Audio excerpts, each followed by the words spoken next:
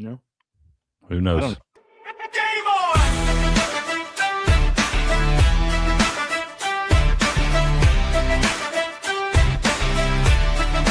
Most push around. Will and cricket dropping knowledge bombs. Steps and grass keep the debate strong. Sports talk running like a stadium light. Every take hits harder every single night. Game on! Best show in town. Best chat on Rumble. We never back down. Miss Leslie running the stream. Patriot, Blue McCormick, and Ninja on the team. Arguments flying, laughs in the mix. Rumble chat popping with every sick pick. From kickoff to buzzer, we own the night. Game on, rocking under the lights. Game on, turn it up loud. Will cricket steps grass, making us proud. Best chat on Rumble, we run this show. The whole chat crew, let's go. Game on. Game on.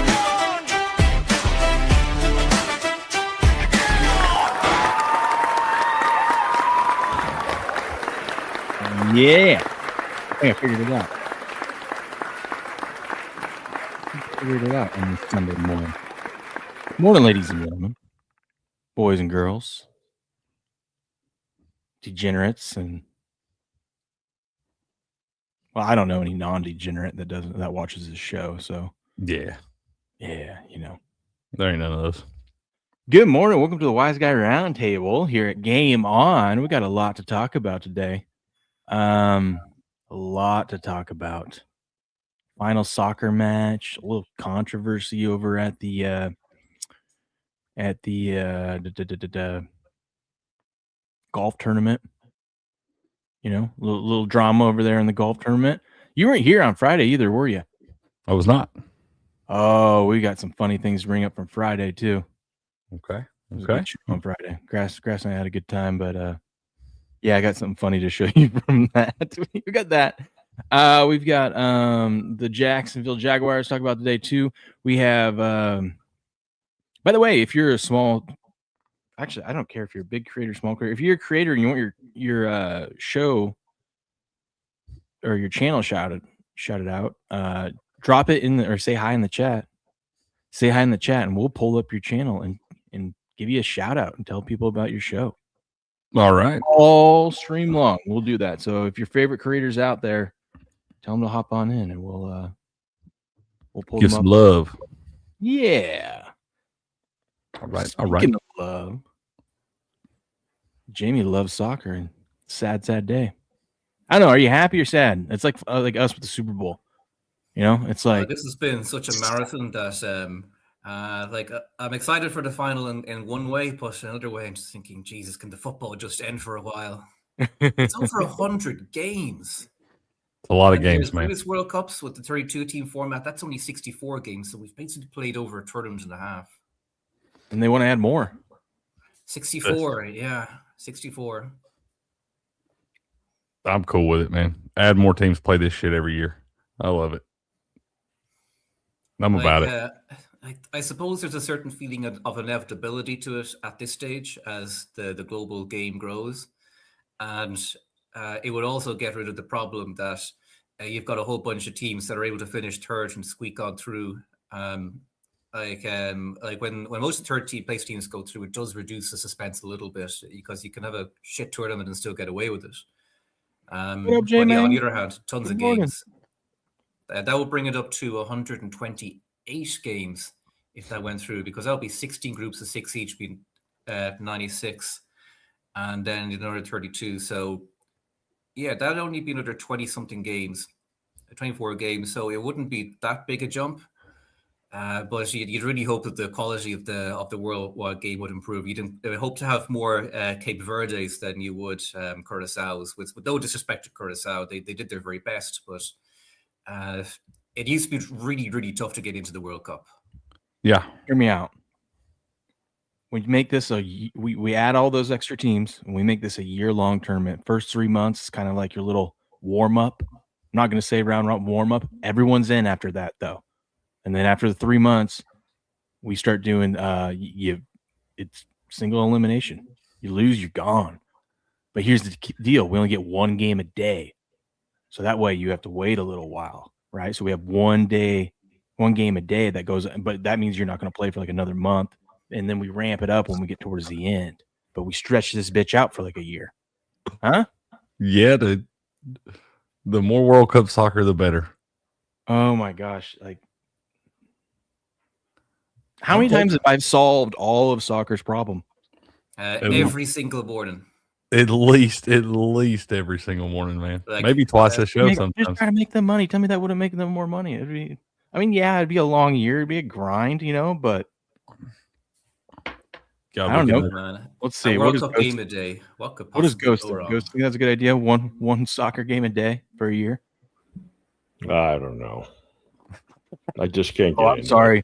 How about one WNBA game a day? it. I don't watch the WNBA. I just make money on it. There we go. Well, I was saying you can make money you'd be guaranteed to make money every day. Yeah. I confess that I have been watching a little bit of WNBA during the hours. Never because, say that on the football internet happening. again. Yeah, you can't Don't say say that in here. It's forever now. People know. Yeah, it's in the cloud now, Jamie. Jeez. I sometimes watch it just to remind myself of how worse things could be. I thought that was in other places. Yeah, it's just a terrible product, but you can make money on it. Yeah, and actually has been turning around a bit because it goes earlier on the season. We were getting absolutely crazy games where the total looked like it's going one way and then it just reverses the other. Yep. Cleaner lately. Yep. 11-2 run. Long may it continue. 11-2, man. Y'all on fire, dude. On Yeah, it's fire. Yeah, just seeing things a lot differently about the game. Hey, that's what it takes sometimes, man. But we're gonna hopefully carry that over to the actual NBA. We can make money on the NBA. One second, I said hi to Jay Main, but real quick, good morning. Grass, Ghost, No Skin, Jamie, Ms. Leslie, Rach, supporting. Good morning, everyone. Ghost, you're a Giants fan, aren't you? Yeah, I like the Giants. Yeah, got into them many years ago because my whole wife's side of the family, they're all from New York. What do you think of Cam Scatterboos? I like him. I like him a lot. He plays hard. I'm just hoping that the way he plays is not going to shorten his career because the guy is he's like a steamroller. What about what he does off the field? I didn't see this whole clip. Showing off his leg. Is that his leg that he busted up last year? Look at it. It's all healed up. Yeah. Yeah. Look at that. Oh, jeez. Oh, that's not a good idea to be doing that. What are we doing? What in the CTE?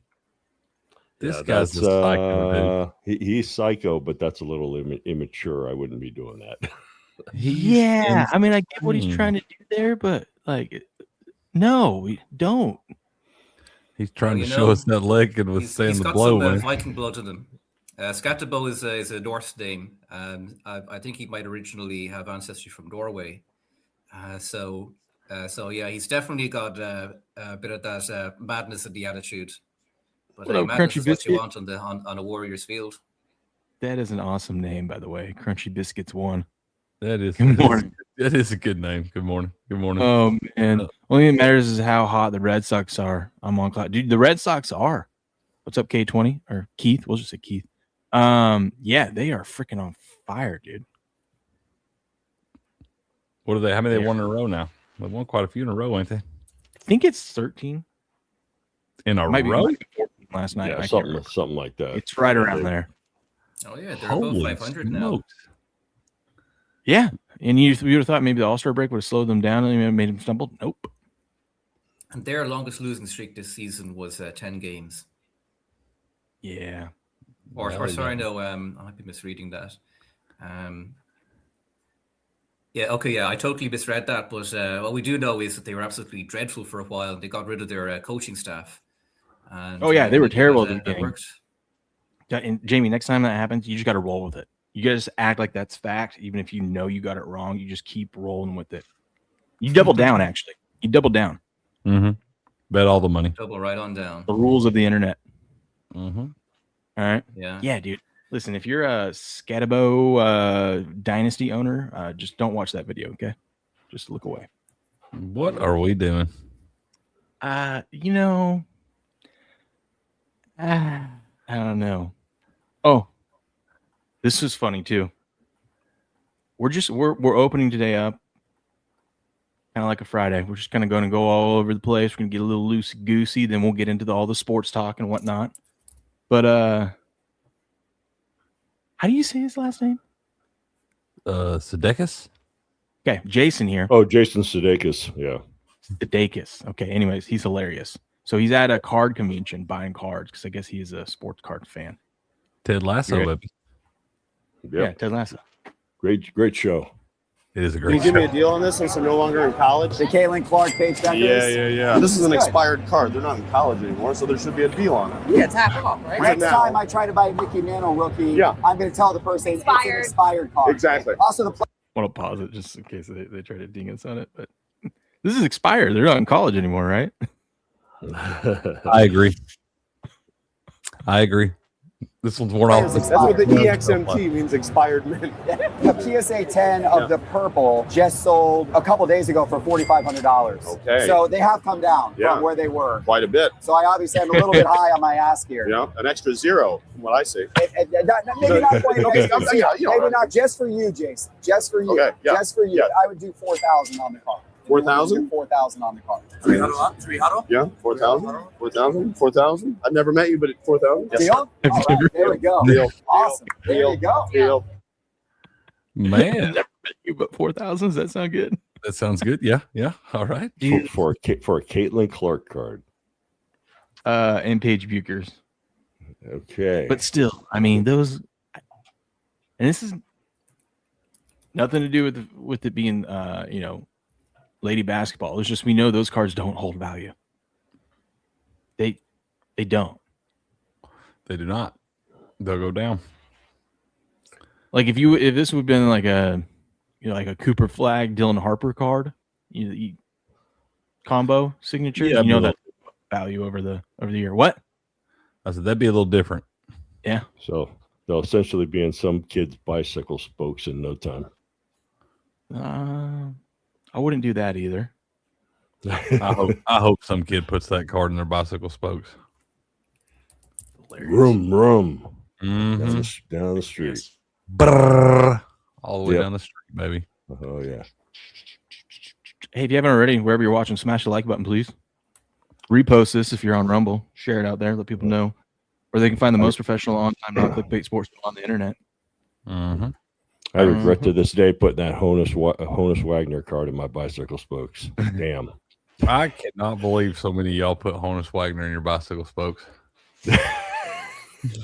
That is, you're not the first old head that I've heard put Honus Wagner in their bicycle spokes.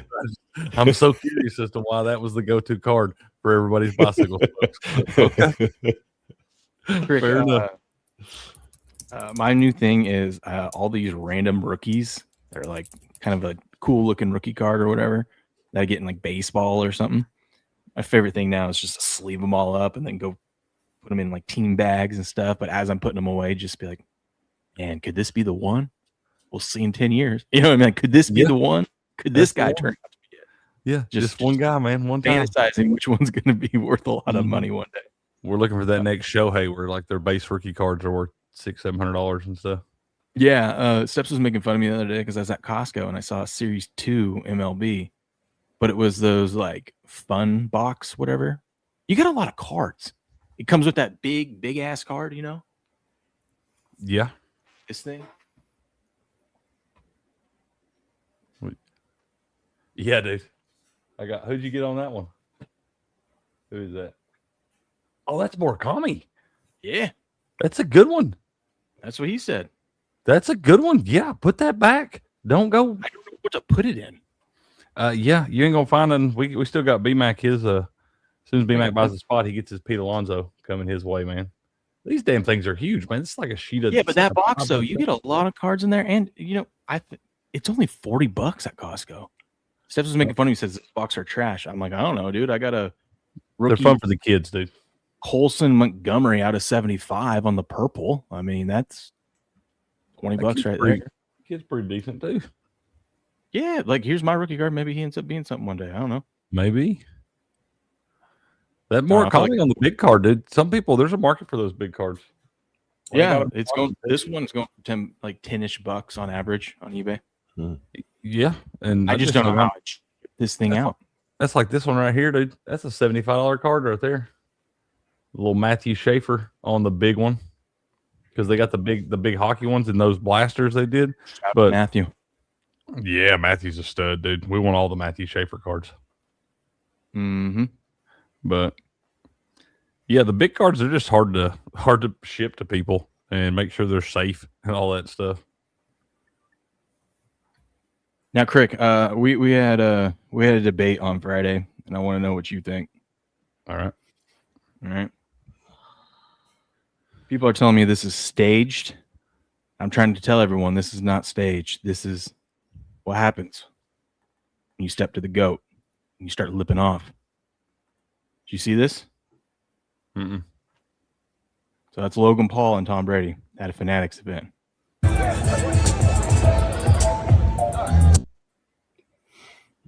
Got your knees.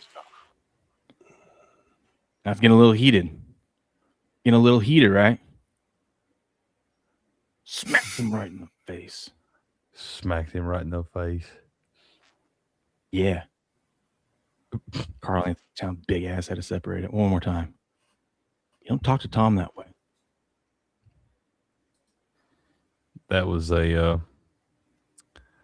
That was 100% legit. I would have been more impressed. I would have been more impressed with that slap if Brady would have been wearing that leather suit. Yeah, that's a pretty weak slap. That all leather suit. He it would have didn't looked want so to much knock better. the guy out, get a lawsuit, man. But Logan's lucky he wasn't wearing all 7 of his rings. Yeah. What did he say anyway? What up, Yeah, you what faded? Yeah. Well, what No was idea. said? I wonder. No idea. I'd say that was staged. Maybe he said something about Giselle and her jiu-jitsu instructor. I don't know. They might have. Yeah, it might have. You never know. You never know. Or Logan What is that Paul's about the hidden best cameras? friend is that instructor. Hey, I got a fun one here for you guys since we got a round table to discuss this. We talked about it the other day, but again, no one was here other than Grass and I. The NFL has suspended Cardinals personnel executive Ryan Gold after he placed a $25 wager parlaying the results of the team's first 5 draft picks, which included Carson Beck, who was paid $732,000 for the Wings. He was paid $732,000? Yeah, that's what it said. Holy shit. Yeah, that feels grounds for suspension, dude. Almost. If you have the inside info as to who the team is going to draft. Here's what, obviously, yes, you shouldn't, first of all, you're dumb for wagering if you're an executive in the NFL. Yeah, what are we doing? Why do you need a wager? You're making plenty of money. Also, you know you're going to get caught. Don't do it. But here's the thing I have the problem with this is, on one hand, yes, bad, don't do it. But on the other hand, it still feels like a legit wager because, and now I don't think he placed it. He told his buddy to place it. But if you're parlaying their results, even if you have inside info, I still feel like there's no, like, I still feel like that's a legit bet because you don't know if those players are going to be available when they want to take them, you know? That's a real. Now, if it was just like, oh, who are we going to take with their first round pick? Okay, yeah, but like 5 of them, you don't know if all those players are going to be available at the spots They you may want. have been looking at people that other teams weren't even looking at, though. I know they were looking at Carson Beck, And it's also like For one. 3,000 to 1. So the risk of that is reflected in it. But if you That's know what who I'm you're saying. going to go for, then you already have a massive information edge over everyone else. Yeah, if you've been in the war room for 2 or 3 damn months talking about all these players, yeah, I mean, I don't understand how these guys think they can get away with this stuff, for one. But 2, yeah, that's insider information, dude. That's cheating. And Also, especially the tune of $750,000. what book lets you parlay the first 5 picks of a team? That's what I'm saying. How do you What even could get possibly that go bet wrong? to pass? I don't know. because normally and of course when it hits, all the red flags are raised because that's a chunk of money, and ain't none of them books coming off that chunk of money without doing their little deep dive. Grass I'm sure he's not the first one to do it. But he probably could have been more subtle. All I'm saying is they got a little inside info, but it still wasn't guaranteed to hit. All right, they just improved their odds a little bit. Yeah, but he's probably the only person on the planet that made that bet. I just don't understand a book that goes, yeah, we're good with this liability, 25 to win. Yeah. We're going to risk $732,000 to win $25. Well, you got to figure they do that every day, though. I know, but something like that. I guess maybe it wouldn't be a red flag because it was only a $25 bet. Like now, if someone came in and like put $1,000 on it, on it, you had to win $7 million or some crazy. Someone knows something. He could have got away with it if he just did them as singles and throw in some money on someone who they're just deliberately not going to pick, so it doesn't look totally bogus. That's what they should have done. They should have done like several different dummy ones, like with the Cardinals as well. Like, oh yeah, they're going to take this guy. Like made some that weren't going to hit, and then oh my god, I got lucky on one. That's all it takes. Yeah, for a lick like that, holy moly, donut shop, $732,000. Yeah, I mean, I kind of got a problem with that. I think that you got too much insider information on that sort of thing. Hell, most of us wouldn't even have any kind of idea how to look at that. 5 picks in 5. How many different rounds? I guess is it all 7 rounds? It wasn't like their first 5 picks or what? It was their first 5 draft picks. That's what I'm saying, dude. I don't know. You know exactly who they're looking at and all that stuff. He may have put multiples in. We don't even know that. Like they may have put like 4 or 5 different. No, I don't think he did. So they did the parlay and then they did those singles, like who are they going to take in the second round, who are they going to take in the third. Yeah, I mean, for one, you're an idiot for being an NFL executive and placing a bet. That's what I'm saying. Like, what are we doing? Yeah, like is 4 mansions not enough? No. That's about as ignorant as Cam Scatabo doing his backflip. You should just did it on the predictive market. Would have been safer than walking into a sports book and doing it. Although those predictive markets are getting pretty good at finding out who is like an NFL exec, I don't think could get an account on a predictive market. Well, that's good. They're finally figuring that out. No, you just do like a politician. You just have your wife do it. Your grandkids and shit. Yeah. Well, the thing is, like, Polymarket doesn't have know your customer, so like you have a lot of American people who just don't bother with the rules and they use it anyway. So you could have done it that way either. No, over here in America, we are all about the rules. We would never bend them in our favor. Never, not once. No, never. Nope, never. All down to the letter. Fowler and Balogun, by the way. So have you heard about the controversy with Bryson DeChambeau at the Open this week in Crick? I have not. I'll say, long story short, he's out in this like thick, tall ass grass, right? And so he's stomping around trying to get into position. And they claim that when he walked up to go hit his ball, that it improved his lie. And so they gave him a 2-stroke penalty. The problem is when he had the people there with him and he was doing all that stuff, he was doing nothing different than what any other player had done in that spot. And it didn't really look like he was anything intentional or anything like that.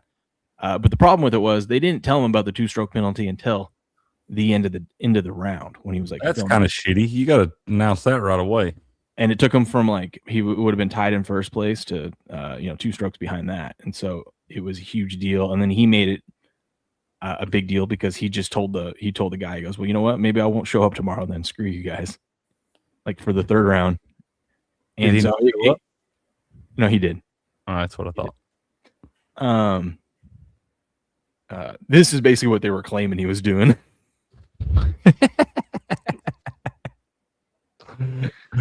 Hell, you need a real good weed whacker over there too, man. That's like wheat fields. Yeah, this is him right here arguing with them. He's like, maybe I just won't play tomorrow then. But this didn't happen, but I thought this was hilarious.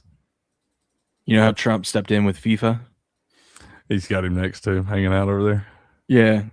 They're like, Trump's going to call and tell you fucking RNA that they they're dumb and they need to rescind the 2-stroke penalty. And I'm like, I'm all for this. The president getting involved when there's stupid sports calls and using his influence to change it to make it the right thing.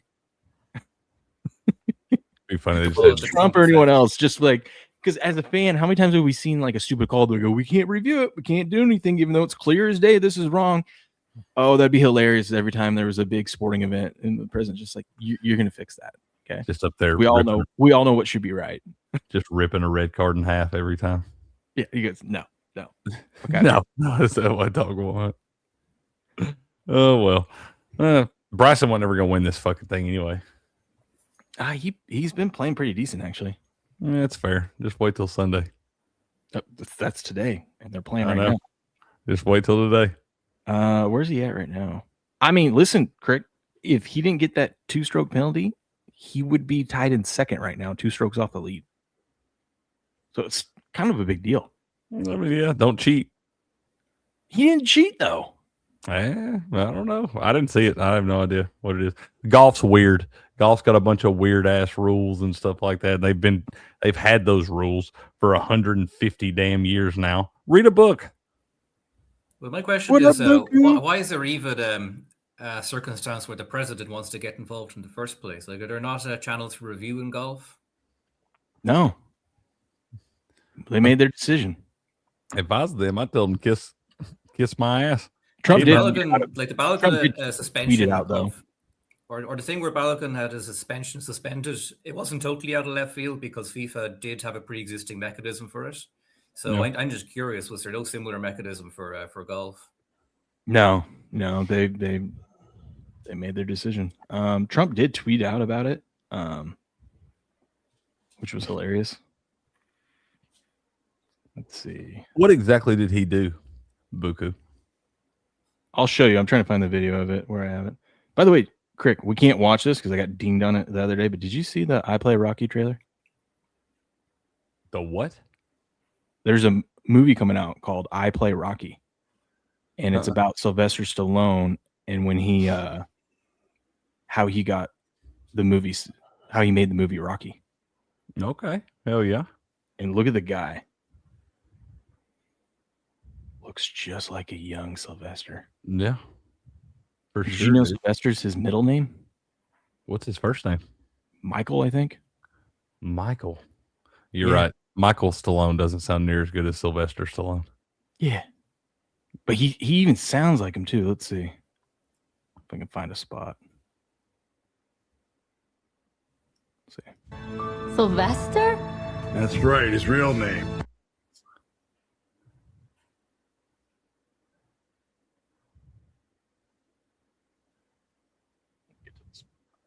Where he's pitching it to. What is going on here? What are we doing? Oh, you're trying to get him talking? Yeah. This is where he's pitching it, and they're like, this is really good. In 3.5 days. This is freaking good. Touch someone like Chuck Bronson, or we could do Eastwood. Guys, I play Rocky. Dude, he does sound like him. All right. That's all I can show. I'm probably going to get dinged for that one, too. Yeah, you get dinged for that one, too. Was Sylvester Stallone just sowing the wild oats around the turn of the millennium? He may have been, Jamie. That actually might be one of his illegitimate kids right there. Because that guy looks way too much like him, sounds just like him and everything. That's totally like anything more into you would wonder was he made with AI? Hey, you never know with the AI these days, man. Yeah, it's crazy. Let's see if I can find that Bryson. Yeah, see, I'm kind of with Buku. I do think that's kind of cheating. What, you can't take a weed whacker out there? No. You can't stomp the grass down behind the ball to give you like more of a swing zone to come through. That's part of the problem. It makes that stuff so tough. Okay. Well, I don't know if you guys remember this. This is going back a long way in the NFL. When Ron Meyer used to be coach of the New England Patriots, and they were going to kick a game-winning field goal. He brought out a snow plow on the field to move the snow. Yeah, it was just there was snow all over the field during game time. So right before they kick a field goal, he brings out a snow plow, clean up the grass in that area so that his kicker could kick a field goal, and it was legal. Yeah. Jeez. Okay, so here's what I mean. Look where he's at, right? In the thick of it. Look at the angle of that grass right now. So, and that will be part of his. You can see just touched it, and he goes. Just saying because he stepped right there. Well, I mean that is directly in his swing path. But he's also trying to get in position like every other golfer just to get back there. And I mean, how are you supposed to walk around in that? You know what you could have done is hit the motherfucker in the fairway. Well, he didn't. So here we are. That's what I'm saying. That is kind of against the rules. But watch his left foot when he steps back in to dress. Like, I mean, yeah, I get it. Know the rules. You can't be stomping down all that big high shit behind you like that, so your swing can come through clean. You can't do that. Yeah, well, the golf course, maybe clean up the grass. That's not the way you do that. That's links golf, man. That's the way all that shit works over there. All that money, you can't mow the lawn every now and then. That's the way that shit works over there. That's part of what makes it so tough. I think it's bullshit. Well, 2 strokes. Those people don't give a shit because they've been playing golf over there for 200 damn years, and they don't care. Change it. You cheated. Change it. You cheated. I'm fine with it. You didn't cheat. Know the There's rules. a certain inevitability that when you're walking through the long grass, some of it is going to be displaced by the mere fact that you're walking. So I wonder, why is it so important that you're not able to put your foot down on the grass while not actually impacting the ball directly? You could have done that. You just can't do it directly behind the ball. Because they're saying it affects your swing. It does. 100%. It allows you to get more momentum. You can hit the ball farther and all that stuff. If you got all those trees standing behind you right there, you're not going to be able to get as much of a swing down through that ball and get as far out through there. But the ball hasn't moved, right? What's that? No, the ball didn't hasn't move, moved, right? but you potentially improved your ability to get a full backswing. You improved your lie. It'd be like if there was a tree right behind him and he just cut the tree down real quick so he can get a full backswing. It's pretty much the same thing. That's what they say. I don't think it was that big of a deal. That's pretty much the same thing. I don't think it was that big of a deal, though. I don't think it improved his lie at all. If he don't stomp that grass down behind, he don't hit that motherfucker out of that grass on the first shot. It probably takes him 2 strokes to get out of there. No, it doesn't. He's a specimen. Like, I understand that it was it would bring the game into disrepute a little bit if people are coming in with chainsaws and cutting down trees. But surely anyone would be able to just stomp down the long grass a bit. No, nobody is allowed to because that's against the rules. But it And could he be did if it weren't the rule. Yeah, I mean that's the It thing. seems Though. like one of those things. I don't understand the ethos of the rules. I don't really follow golf, but it just strikes me with one of those things where it doesn't sound like it would be a big deal to me if players could just have the leeway to do that. Here's the thing. The problem I have with it is it seems so subjective because the internet does what the internet does and went and found 5 other guys throughout the day that did very similar things to that, and they didn't get penalties. It felt like he got penalized because he's a live golfer. Like it could be easier if you just give players a little bit of leeway to do that, and you don't even have that whole situation of he had the rule enforced against him and he didn't. Yeah, that's where I have a problem. It just feels like that he was being singled out, and then they just ignore all the other stuff. Well, don't be a money hungry prick then. Oh, cricket coming with the hot takes. I wanted him to come back and win this damn thing. I'm just saying, no freebies. You're playing the Open Championship. Sorry, it ain't like we're playing at damn Creeks Bend over here down the road in the Creeks Bend Invitational. So that's the Open Championship. That's a major. That's a major. Did you know the guy in this place right now, Sam Burns, wasn't even going to play this weekend? And he's leading? Apparently he withdrew. He told his agent to withdraw his name a couple weeks ago because he didn't know when his daughter was going to be born. Yeah. And then his agent did the smart thing and said, I'm just going to leave him in here and we'll wait and see if he changes his mind. And then his wife convinced him, no, go out there and play. So he went out. So he showed up. He's playing. And now he's 10 under going to the final round, leading by 2 strokes, and shot the lowest back-to-back rounds you've ever seen at the Open. Ever. Yeah. Have a day, bro. Good call by the wife. Good call by the wife. Listen to the wife. Baby power right there. What up, David? That is. Bring the What fire. up, What up to the Max? How we doing, baby? Good to see you. Fire. That's right.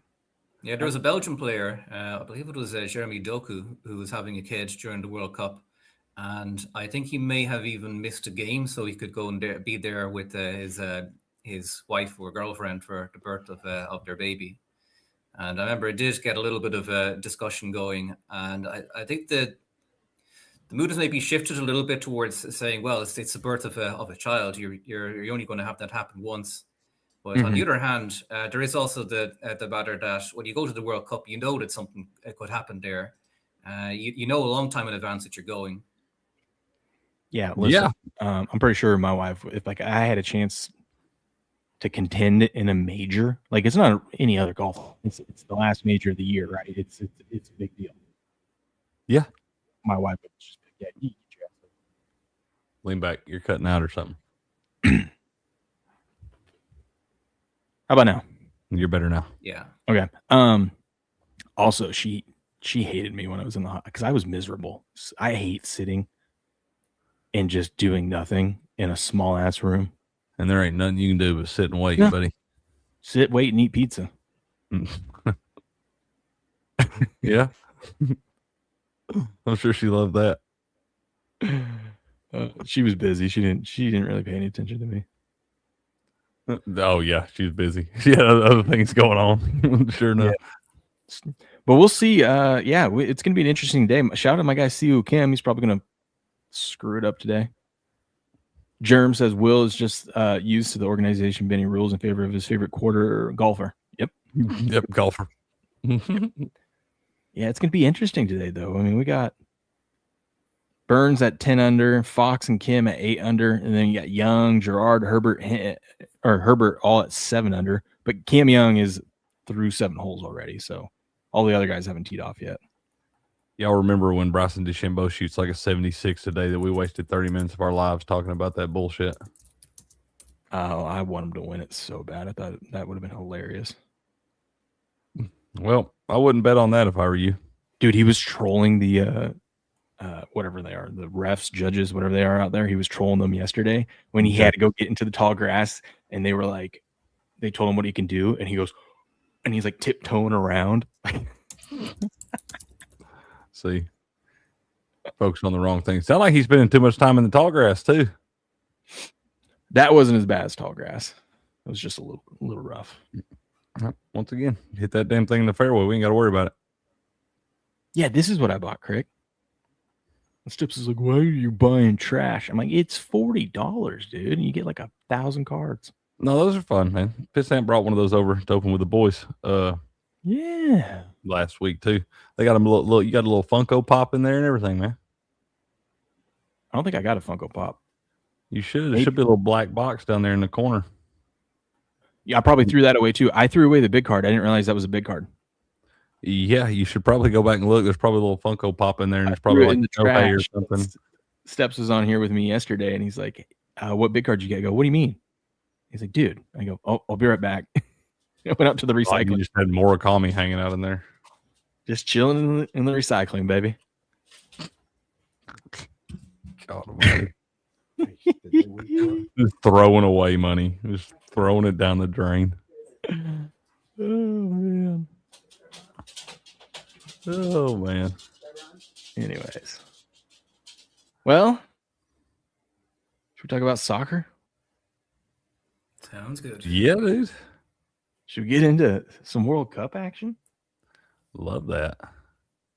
Play Rory's response. No, Crick's over it. He doesn't want to hear about these two guys bitching at each other. Oh, they have them little kerfluffle. Rory was being a little. He doesn't like Bryson, and he made it known. Yeah, well, it's okay. Teach their own. We're going to spend 10 seconds on this because it's a third place game, and why the hell are we playing a third place game? Who cares? But England won 6-4. Was insane. England went up 4-0 first half. France came roaring back, made it 3-4. A little sweat, and then England just put it away. And that's all we need to talk about that, because today is the big one. The whole enchilada today. Spain, Argentina. Let's throw it to our soccer expert, Ghost. What do you think about tonight? today. I'll tell you what, I think it's rigged. I think they're going to do everything they can to have Messi go out on top. I'll probably be rooting for Spain, but I wouldn't be shocked to see Argentina win. I'm rooting for there not to be a tie. I can't believe everybody's so convinced this is Messi's last World Cup. I know they're saying it and everything, but that guy's playing at the top of his game.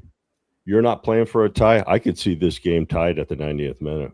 I know. It's probably going to be. That's why I'm rooting against it. I just want this thing to be done and over with. Listen, if you're these players, you should be very concerned today. You see where this is being played at? MetLife. Oh, geez.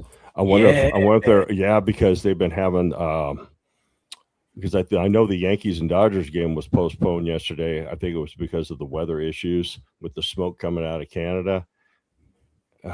Yeah. And I know that they actually bring in real grass for this, which I know Beardo gets all upset about because why can't we do this for football? But still, MetLife has had a history of some weird injuries. So fingers crossed today, everyone stays healthy. And what is it with the weird injuries? The condition of the pitch is not great, is it? It has to do with because they use this dumb artificial turf for the football games, and every player hates it. They're your foot and everything gets like snagged in weird angles. So if you tweak something the wrong way, you like blow out your knee. That's where Aaron Rodgers popped his Achilles a couple years ago. Just weird things like that. That sounds nasty. I believe Malik Neighbors. That's where he got hurt too, right? Right, Ghost? Wasn't it Malik Neighbors? It was a home game last year. I believe so. Yeah. But apparently they bring in real grass for the pitch for the World Cup. But going to be interesting. So, Jamie, how you feeling about this? My gut, I'm looking at it. Spain was the favorite to go into this thing, and here they are. They stumbled out the gates a little bit, and then France looked like they were going to be the odds-on favorite to win this whole thing. But here Spain is, and a lot of plus people lost money. Nice. A lot of people lost money on futures with France. But Spain made the books very happy.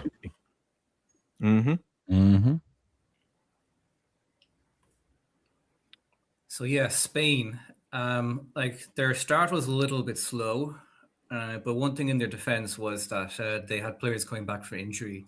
But Nico Williams and Yamin Lamal, both of them were struggling for fitness going into the tournament. Both of them played against Cape Verde in the opening game, but they weren't able to get the goals.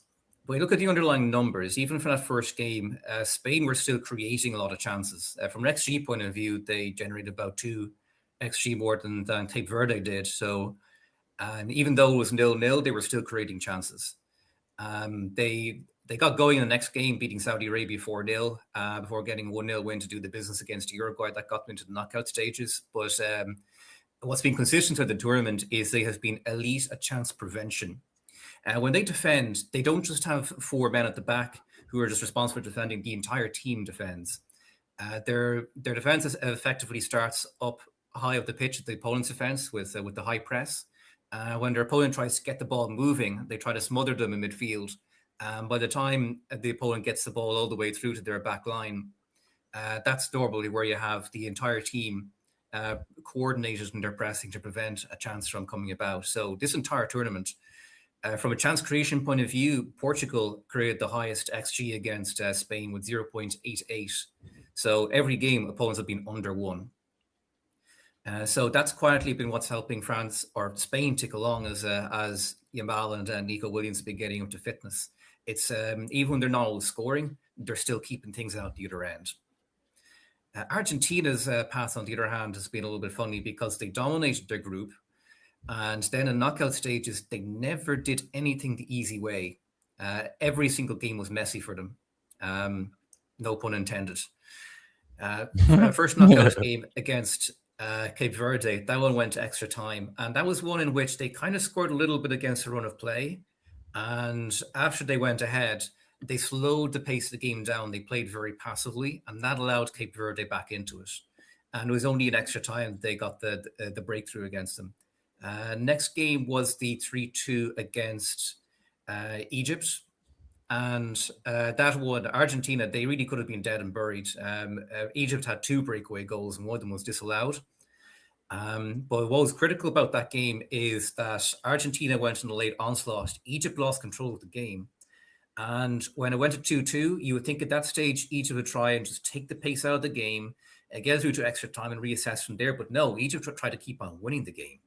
And Mo Salah lost the ball out the pitch. Argentina go down, score in the break, boom, game over. Next one is against Switzerland, and that's the opponent that's provided the most trouble to Argentina so far, because Switzerland have a very structured way of playing. They're very good in possession. They defend as a team, and when they equalized 1-1, they had all the momentum on their side. But then they got a red card to Embolo, and from there it was just an onslaught from Argentina, and then the inevitable happened. The semi-final against England is the one that's fascinating. Because the first half was very cautious, very low event game. And the second half was when it exploded into life because England were able to exploit Argentina's squishiness on the break, particularly full back. Anthony Gordon hit it in for 1-0. And then with half an hour to go, Argentina started pressing, and then Thomas Tuchel decided to shut up shop. He took Anthony Gordon off, and he started bringing on defenders, and it was basically a 5-4-1 for those closing 25 minutes or so. Against a team with Lionel Messi, that's an absolute disaster because you're just basically giving him all the time in the world to put out a ball, to put out the ball necessary to get the goals, and so Argentina got a late win. So it's going to be a very interesting final. The line going into it is Spain are about 60%, a 60 cent in poly market to win the tournament. Argentina are about 40 cents. So the markets do have conviction that Spain should be favorites overall. So how might this game play out? Spain's preferred method of playing the game is through possession control. They want to be dictating the tempo of the game, preventing the opponent from pressing the issue towards their defense. And so I would expect that Spain is going to be very heavy in possession. They're probably going to target Argentina's fullbacks because against France, they were able to do that by targeting France's fullbacks as well. And if they take the lead, I would expect Spain to double down on possession, just try and keep the ball away from Argentina as much as possible and try and hit them on the break. If Argentina go 1-0 up, it'll be interesting to see how they respond because Argentina have been great at coming back, but they have not been good at defending leads in the knockout stages. So that's where I would see concern for them.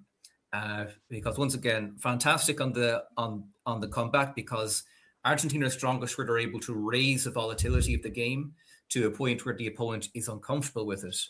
But they're against a team that's probably the best in the world when it comes to tempering down the volatility of the game. And I would say Switzerland have been the most similar opponent to Spain that Argentina faced so far. And that's the game where Argentina had the most trouble. So that's why currently I'm looking at Spain money line. Okay. I agree. Listen, I'm just going to do what I've been doing for these last few games. I'm just going to wait for someone to score and then wait till halftime. And if we're tied at half, I'm just going to wait for whoever scores first and bet the other side for the comeback. Will, there's a way that you can get exposure to that pre-game.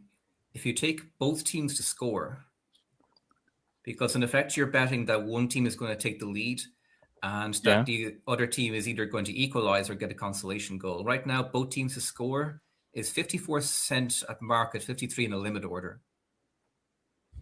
So that's a little something there. Okay. That's not a bad move either. I like it. And Crick, if what do you like thinking? the comeback, if you like one team to come back and win it, a way you can get exposure to that pre-game is taking over 2.5 goals. 2-1 makes that hit automatically. And right now, the over 2.5 is actually priced all the way down at 41 cents. Ooh, interesting. I'm gonna bet the tie. I'm gonna bet the tie. I'm probably gonna bet both of them to win in PKs too. Ooh. What's that trading at the moment? That if I go to penalties, is trading at 21 cent at market. You can get filled at 20 cents. So yeah, there's definitely a case for that. I'm not going to bet that personally because I already have some futures on penalties. So if it goes to penalties, then I'll get a little bit of a payout there. Hey, how you doing on that? Did you get your over that you needed? No, actually not. For my extra time over, I need this to go to extra time. And if this goes to penalties, then I'll have a partial cover of my over on penalties futures position. It's been a little bit of an anomalous World Cup in that there's been about 6 games that have had injury time winners, including one that had a last minute equalizer ruled out by Snickometer. So it's kind of been some bad beats in that respect. You could potentially hedge by betting both these teams to win in regulation at plus money, right? I could. I also have a ticket on a South American team to win. So at this stage, I'm kind of just playing around with risk profiles, really. So you could just add, a small little wager on Spain to win in regulation, and then kind of hedge against a little bit of everything. Yeah, I got a couple of units on them to win in 90 minutes at 42 cents. Nice. Well, there you have it, folks. It all comes down to this. God, how much more excited would it be if the United States was in this? Well, it would definitely up the stakes a bit, that's for sure. Well, would that be okay? Let's say it was Argentina versus the U.S. in this. Would that be would this get the highest ratings ever? I mean, probably, yeah, but we'll never have to worry about that. Yeah. Actually, I think the highest ratings ever, especially out here where I live, would have been the United States against Mexico. Man. Oh yeah, that would probably been the with highest the rest. ratings I don't think the rest of the world. I think in the United States that would have been high, or North America, but I don't think the rest of the world would have tuned in for that. It don't matter. Ain't none of them teams from North America, even Mexico, ain't going to the World Cup final. Yeah, they're outclassed so bad. Yeah, I think it's funny that they lost. Both Mexico and the United States lost in back-to-back nights. Which is about right. It was about the time that we expected that to happen. Because, like I said, ain't none of those teams. There's a reason all of those teams, guys, like our guys, there's a reason they all play professional soccer in the MLS, and all those other guys are playing professional soccer in the Champions League. Germ says I'd rather be watching. Interestingly, Argentina has a few MLS players, Messi and DePaul. Yeah, well, Messi doesn't count as an MLS player, Jamie. He's on the back end of his career, and I know he plays for Miami or whatever, but we're fully aware that Messi's entire career was spent with Barcelona, and I never heard of Messi until he joined the MLS. You're so full of shit. Big deal. I think it was a big deal. You're so full of shit. There is a point to be made about the MLS, though. Messi hasn't really been a big player in the Champions League since, well, maybe even since the 2010s. He did play for Paris Saint-Germain for a few years, and he did get some good goals, but they generally were still in a phase where they're struggling a bit. They were in the final, I think, the year before he joined or something like that. But from what I can tell, Messi and DePaul have been using Inter Miami as being a means to develop a week in, week out working relationship. And all that time, because the pace in the MLS is so much slower, it's much less wear and tear on the body. So if you're a player at your physical peak, you don't really want to be playing at MLS because you're not really going to be operating at peak physical capacity.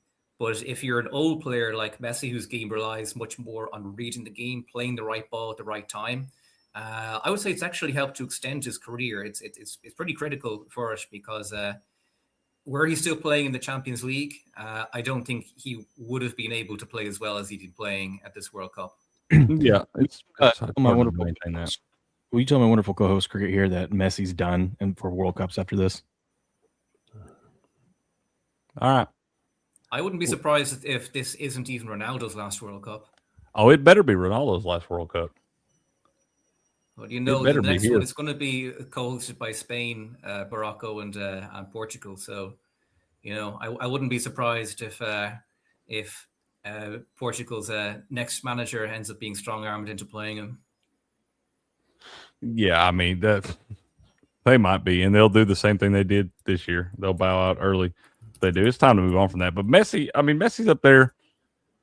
he could arguably. I mean, Mbappe is probably going to. Hey, let me ask you about this. Should we count goals in the third place game toward the Golden Boot? Yeah, it's still a competitive game. It might be was it stakes, though? sure, but it's still there. Was it though? I feel like that you look because you're going to see a game today where you got Messi in there, and it's probably going to be a lot more of a log jam. Okay, it's going to be these teams actually have something to play for. These guys yesterday just running down the field firing shots. I mean, Mbappe got 2 more goals there, but is there anybody that's saying Messi couldn't get a hat trick in that third place game if they're playing the same style of play in that? May well have done, but even as far as third place playoffs go, that was a pretty freakish one. Normally, it tends to go over in the goals, but not by a radical amount. Like 10 goals, and even if you want to try and adjust it for the sheer freakishness of it, from an XG perspective, there were over 6 expected goals generated. And you can say, okay, the teams there have a lot of talent that's particularly good at finishing. So yeah, it was just one of those bizarre games where the goals were just absolutely flowing. Well, normally third place playoff, you tend to get scores like 3-2, 3-0, that kind of thing. Yeah. Yeah, I was just wondering about that because I was like, it feels like a little easier path when you get the third place game there. Even 4 years ago, the third place playoff was Croatia 2, Morocco 1. Okay. By the way, I put a link in the chat to a post of how a penalty will go if Argentina get one. Oh, look, Will's gone. Imagine that. He said slide now. We'll get him to play that thing when he gets back. And hey, good morning, AB. How you doing, man? Good to see you, man. All right. Blue, we are talking picks, man. We're talking soccer picks, man. What do you give me an exact score today, Jamie? That I can put a little sprinkle on. 2-1. Which way? España. All right. Let me see if I can find that. See what we get. Correct score. Actually, Spain 2-1. That's a post going online that where the guy said 5 years ago that Spain will win 3-2. If you like that, which I don't personally, but if you like that, you can get that at 2.8 cents on Polymarket. So probably something very similar on Kalshi. Get a little 30 to 1 on the books. This is so true. I've been thinking all day, how does the Jaguars' rest advantage affect this match today? Oh, Will's asking the right questions. Now we're talking, Germ. Germ knows how my brain works. Actually, it should be, how does this match affect LeBron James going to the Miami Heat? Yeah, there's that too. Mm-hmm. And I remember, I think, isn't it technically Spain has the rest advantage by 1 day? They do, yes, that's right. I see. Yeah. Oh, makes sense. Hey, I have something funny for you guys. Shout out to our guy, AJ from Degenerate Takes, which I guess they rebranded their channel to Happy Hour Sports Talk. I just found that out 10 minutes ago when I was looking for his channel. Okay.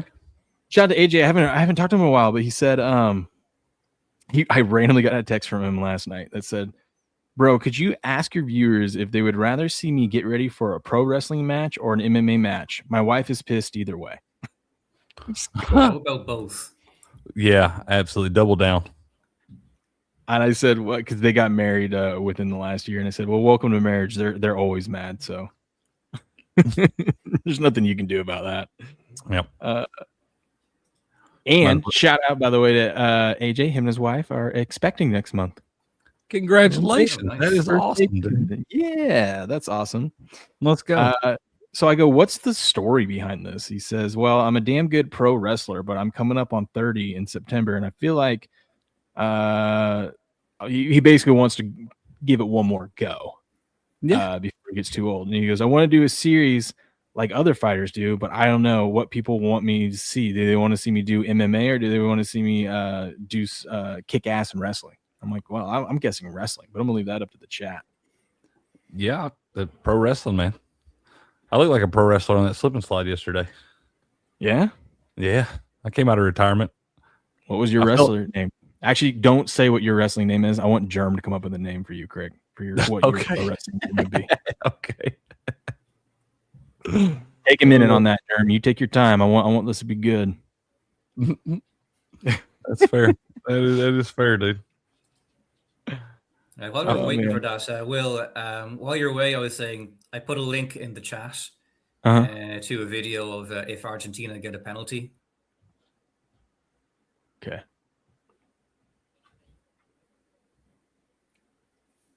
These soccer videos have been great. Am I going to get copyrighted for this? No, you won't. I can Famous guarantee last you won't words. get copyrighted for this. I feel so confident in that now. Uh-huh. All right, so if Argentina gets a penalty. And now it's been entrusted. What the hell is 0-02? Oh, this is our football. This is this football. This means they're up 2-0? 2 points. The first number is number of goals, and the goal is worth 3 points. Okay. He's not even wearing shin guards. David Clifford today. 27 goals he has scored in championship football. The Hill trying to make it difficult for him. And the keeper saves it again, but he's put it in at the second attempt. Wait a minute. What are we watching here? That's Gaelic football.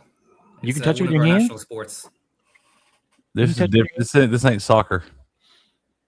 It's like rugby almost. Yeah. Okay, well, first of all, I already like that better. The fact that he could grab that with his hands and kick it right back in there. Feels like we're playing backyard soccer. Run it back. I didn't see him grab it with his hands. Run it back. You can see it bounce right off his. I thought he chested Hill it. trying to make it difficult for him. And the keeper saves it Oh, again. I didn't see him grab. I didn't see him grab it there. He almost waved a fair catch. Dude, PKs are hard enough to block when they can't use their hands. Okay, so I'm guessing the thing happens after this. Is there more that we have to watch of this? No, that's all. That's what's going to happen. He's saying Messi's that's going to get out the air with his hands. That's how it happens right there. All right, fair enough. Little anniversary of the Maradona hand of God goal, Jamie. Think we see some more of that today? It'll be a little bit more difficult to get away with that with VAR, but then again, you never know with Argentina and their plot armor. I don't genuinely think that it's going to be rigged in favor of them. It's very difficult to do that kind of thing without leaving some kind of a paper trail for it. But yeah, like one of the things this tournament has been controversial officiating. Like moment to moment, it's generally been very good because referees have been letting the game flow. They haven't been blowing up for every bullshit dive. So from a moment to moment flow point of view, it's been great. But it's been terrible for big moments because you just get into absurdities where you have goals being ruled out for the most seemingly arbitrary reasons.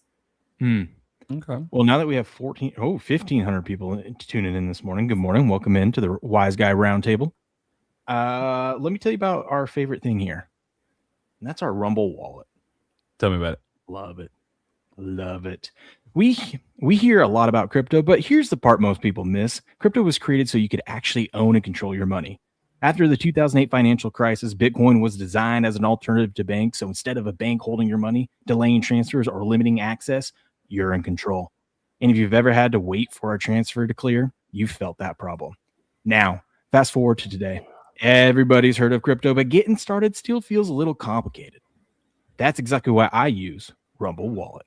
It takes all the complexity and makes it simple. Choose what you want. You want Bitcoin, dollar-backed stablecoins, or even digital gold that's backed by real gold. No complicated setup. Connects with MoonPay so you can use your credit card, debit card, or bank and be up and running in minutes. Once you're set up, you can even support your favorite Rumble creators like us here at Game On directly. I love when people drop a tip, just the tip, in my Rumble wallet. Yeah. So do this now. Scan the QR code or click the link in the description and download Rumble Wallet. From there, you can set your wallet, tap buy, and you're in the game. In just a few minutes, you can go from hearing about crypto to actually owning some. Go download your Rumble Wallet today. Booyah. There you go. Booyah. Morning 360. Who's ready for the false flag today? Oh, we're ready. We're ready. What the hell does that mean? I don't know. Okay. Messi's going to do something today, something crazy. Okay. Messi's going to do the little act like he's hurt, limping, and then go into a full sprint. Yeah. So he's gonna pull the old Dwayne Wade and Paul Pierce. Get in a wheelchair, then all of a sudden you run back out. Yes. Well, you guys want to talk a little football? Like real football? I could talk for a minute. Knew that was coming. I could talk for a minute, and then I might have to bow out, get ready to rip cards this morning. Rip cards? You got like an hour and 20 minutes? Well, buddy, I got to go to the store, and I got to make breakfast for we got 5, not 4 kids here this morning because we had a little sleepover last night after the birthday party. So, yeah, it's a whole ass festival in the mornings here. So you're making pancakes and eggs and bacon, getting all that, getting all that together, Cricket. It feels like a cinnamon rolls type morning this morning, Ghost. Where you're not making homemade cinnamon rolls. You're just gonna no. Pillsbury. Yeah, I'm probably gonna go with the Doughboy this morning, but it's just the fact that I have to go pick them up and all that stuff. I'll tell you that Doughboy's got them cinnamon rolls figured out. And make sure you lather those things full of butter before you put that frosting on there. Okay. Little tidbits from Ghost. All right. Yeah, there you go. Nothing wrong with some butter. No, absolutely. Butter makes everything better. Oh heck yeah! It's got to be that Irish butter. That Irish butter. That's the organic Irish butter. Nothing like it, man. Okay. Better than the local Piggly Wiggly or whatever store you got in your area. Butter. Fair enough. The food cities and stuff of the world. Yeah. Okay. Yeah. You've got access to the Irish stuff, Ghost. Yeah, we do. Oh, let's go. That's all my wife buys is that organic Irish butter, man. That just makes everything taste better. Yeah, the quality of food over here is pretty good. All right. What's going on, MHS? How you doing this morning? Oh, Germ's got some names over here. Let's see. Slam Crickalo. I could go with that, Germ. I kind of like Cricket the Buccaneer beefcake too, man. I could support that one. Yeah, see, Grass Guy agrees. That Irish butter is the best. All right. Beefcake? Is that what I heard? Cricket the Buccaneer beefcake, baby. Some good ones. Cricket the Dragon Yoga Goat. Yeah. I like it, Germ. God, Germ. I knew you were the right guy for this. I knew he was the guy for the job, 100%. Oh, dude, look what Steph sent me, man. What? He brought it up yesterday. We've got the official 1-of-1 first ever stand for the show. He autographed it on the back. Made a little 1-of-1. Nice. That's the first one we ever ordered for the channel, man. I know. He sent me that and said, I'm sending this to Crick because you're never going to do a break. And I go, well, I'm waiting for my stand. Clearly, I can't do it if I don't have everything. Of course. It's the stand's fault, of course. Yeah. Shout out to Buku.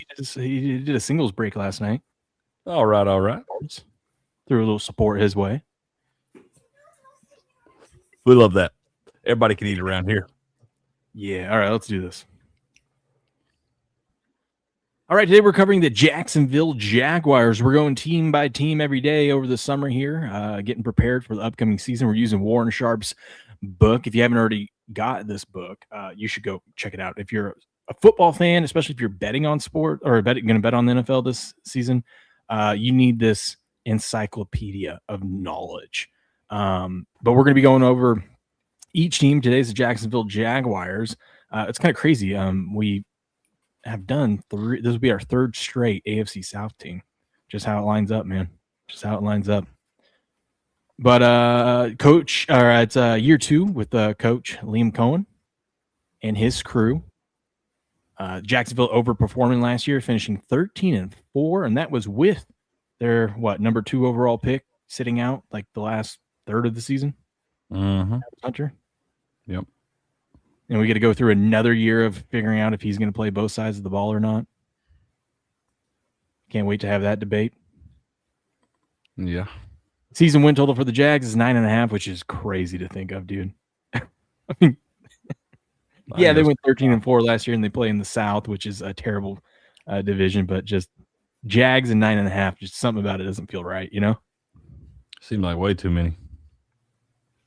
Yeah, to me, especially looking at that first half of that schedule. Yeah, they got a nice bye week though, week 7. But yeah, look at so they open up with the Browns. That's nice. But then what do we got? We got Denver, New England, Cincinnati, Philly. But the Philly and Houston games are international games, so they're going to be across the pond for a little bit. 2 in a row. So wait, they're playing Houston in an international game, so they're going to be. I thought they tried to schedule these international games with not a team in your own conference. Apparently, they changed the rules this year, so they'll. And it burns 2 technically home games for them, which at this point for Jacksonville, it should be considered a home game because they go over there and play 2 games every year. So I'm not too mad at that. But yeah, that's a tough stretch though. You before you go on the road across the pond, you have to go to Cincy and play Joe Burrow and his Bengals. Then you have to go across the pond and you get to take on the Eagles and the Texans. Those are going to be some physical games. Yeah. I think there's a lot of question marks with the Eagles this year. Obviously, can the Jacksonville Jaguars repeat the way they played last year? That's another question mark because Trevor Lawrence played MVP caliber quarterback last season. Mm-hmm. Can he duplicate that? I mean, we know what he did at Clemson, but can he duplicate that again in the NFL? I mean, that's a question mark. Yeah. And here's the other thing. So we like to look at, as you know, on the show, rest advantage and disadvantage. After their bye, obviously they have a rest advantage here against the Colts, but then they got to play a Thursday night game against Baltimore at Baltimore. That's not going to be easy, even though another question mark team, but it's Baltimore. Yeah, another question mark team, but still, you would assume based off what we've seen, it's going to be a tough game in Baltimore. Primetime game. But usually they would have a rest advantage after playing a Thursday night game, but they don't because the Titans are coming off a bye. So technically that's a disadvantage. Then they have a disadvantage against the Giants, and then they have a disadvantage week 13 against the Bears, and then a 1-day disadvantage against the Texans at the end of the season. I mean, you want to see rest advantages here towards the end, not even though their schedule lightens up a little bit, that extra rest matters, or not rest, I've never seen a division like the AFC South that's got so many question marks, just because how's Daniel Jones going to be this year? Can he duplicate the way he played last year before he got hurt? How's Ward going to be with the Tennessee Titans? How's obviously Trevor Lawrence? How is C.J. Stroud going to react in a season coming off the way he played last year? So there's a lot of question marks in that division. Yeah. By the way, Sporting says Dodgers Yankee doubleheader today. System play worked yesterday. Well, let's jump right back on it today. How about that? Yeah. Dodgers Yankees, big game. Jeez. Yeah, there's a big pitching matchup. Yamamoto against Schitler today in that game 1. Ooh. Checked into my veins. I'm gonna bet the over just because it's at 7.5. Juice to the under. Easy. Mm-hmm. Key players they lost. They lost Devin Lloyd, Travis Etienne, Greg Newsome. Who else they lost? Tim Patrick, Diami Brown. I lost a few guys here and there. And they didn't really have much they didn't have much cap space to do anything in free agency. I mean, they signed one guy, Chris Rodriguez. And then they traded for Rook. Rodriguez running back, ain't he? Yeah. That's that one from the Commanders last year, wasn't he? Yeah, he went to Kentucky in college. Yeah, but Rook or Horo. How do you say that, Crick? I mean, where is it? What did you this guy right here? Oh no, hold on. This guy, what? Dude, right over here. I don't know why it's just highlighting up here, but or. Yeah. Say that 3 times fast. I was going to say, I don't know. I can't see it. I don't know which one you're talking about, but yeah, it sounds true. Good to me. It's true. Tim Patrick could still come back. He is a free agent, and some of these guys do that. Yeah, they do that. Didn't have a first-round draft pick, but they did have 2 second-round and 2 third-round picks. But in the second round, their first pick, they took a tight end out of Texas A&M, Nate Boerkircher. That kind of sounds like Worcestershire sauce, And Worcestershire, yeah. Oh, never mind. They only had 1 second-round pick. They had 3 third-round picks. So in the third round, from 81 to 100, they ended up taking a defensive tackle out of Texas A&M. They like the Aggies, baby. A guard out of Oregon, and a safety, Jalen Husky, out of Maryland. Okay, not bad. Not bad. We'll see. One of those guys has got to work out, you would assume. And they really want a tight end because they took another tight end from Houston in the 5th round. Interesting. But let's get into this. Let's see. After all my offseason research last spring and early summer, I was sold. I was a believer in what I thought Liam Cohen would bring to Trevor Lawrence. In 2024, Lawrence signed a $275 million contract, number 2 in the NFL history at the time, only behind Patrick Mahomes, and $200 million of that in guaranteed. But at that point, his career was a disappointment. Entering 25, Lawrence was 22-38 as a starting quarterback, playing the weakest division in NFL since he was drafted. Dude, I didn't realize it was that bad. Jeez.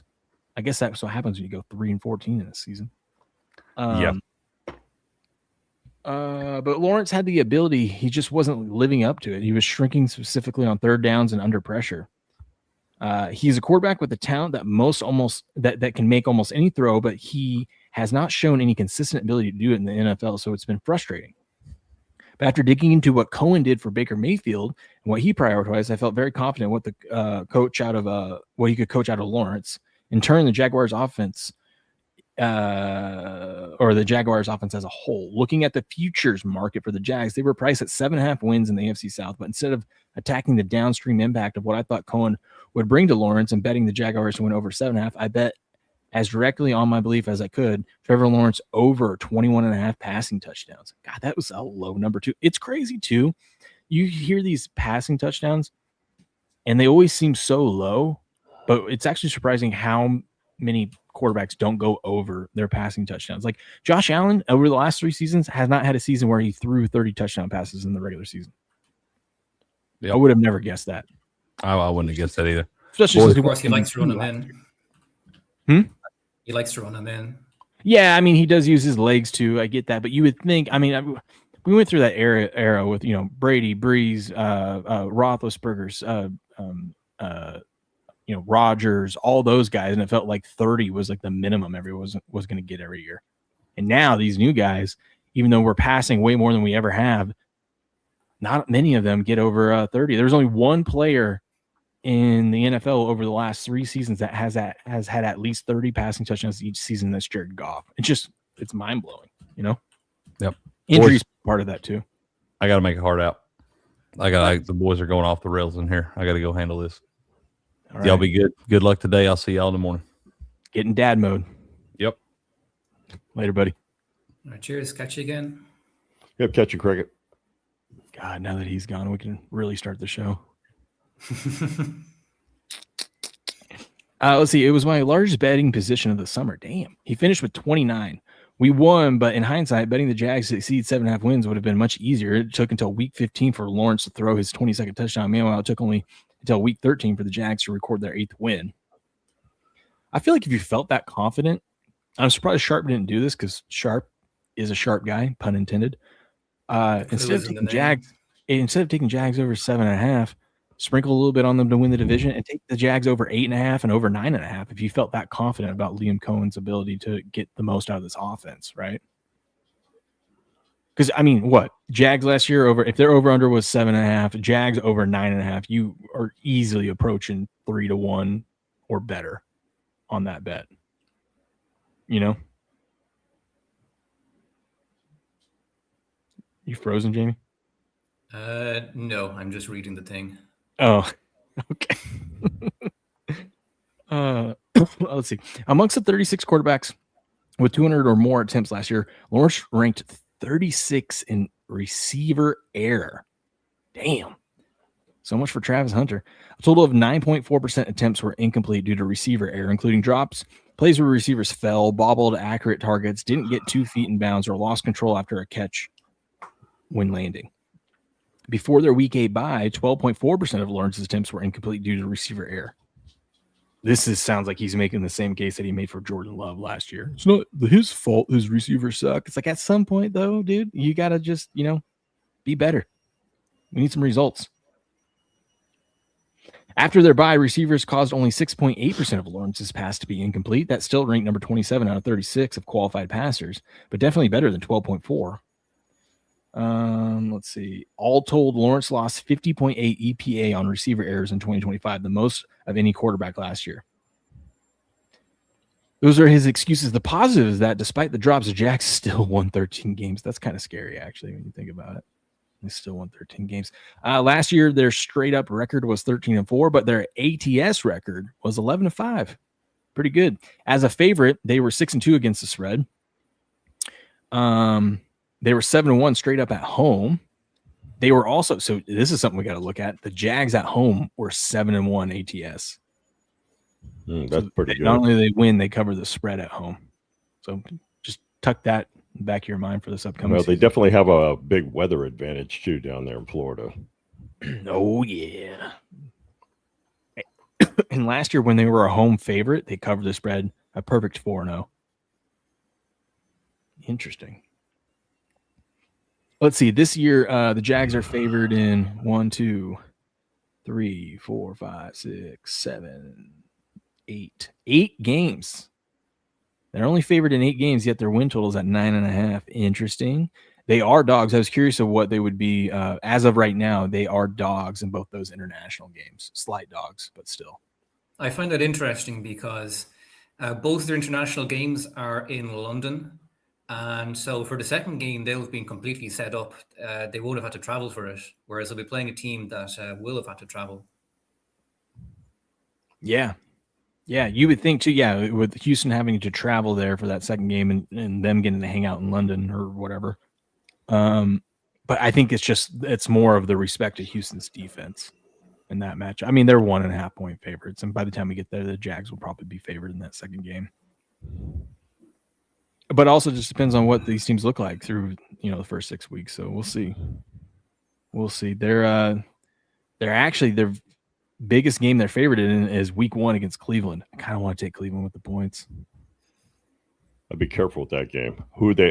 What's that point spread on that game? This says 7. I'll pull up the current odds. Hold on. Yeah, I'd be careful with 7. I mean, 7's a tricky number. It needs to be 7. If it's 7.5, I would take the Jags. If it drops to 6.5, then I would probably take the Browns. And right now we don't know who's going to be taking the snaps for the Browns right now. Is it going to be Deshaun Watson? Is it going to be Joe? Isn't Joe Flacco still on the team? Or is he with the Bengals now? He's with the Bengals now.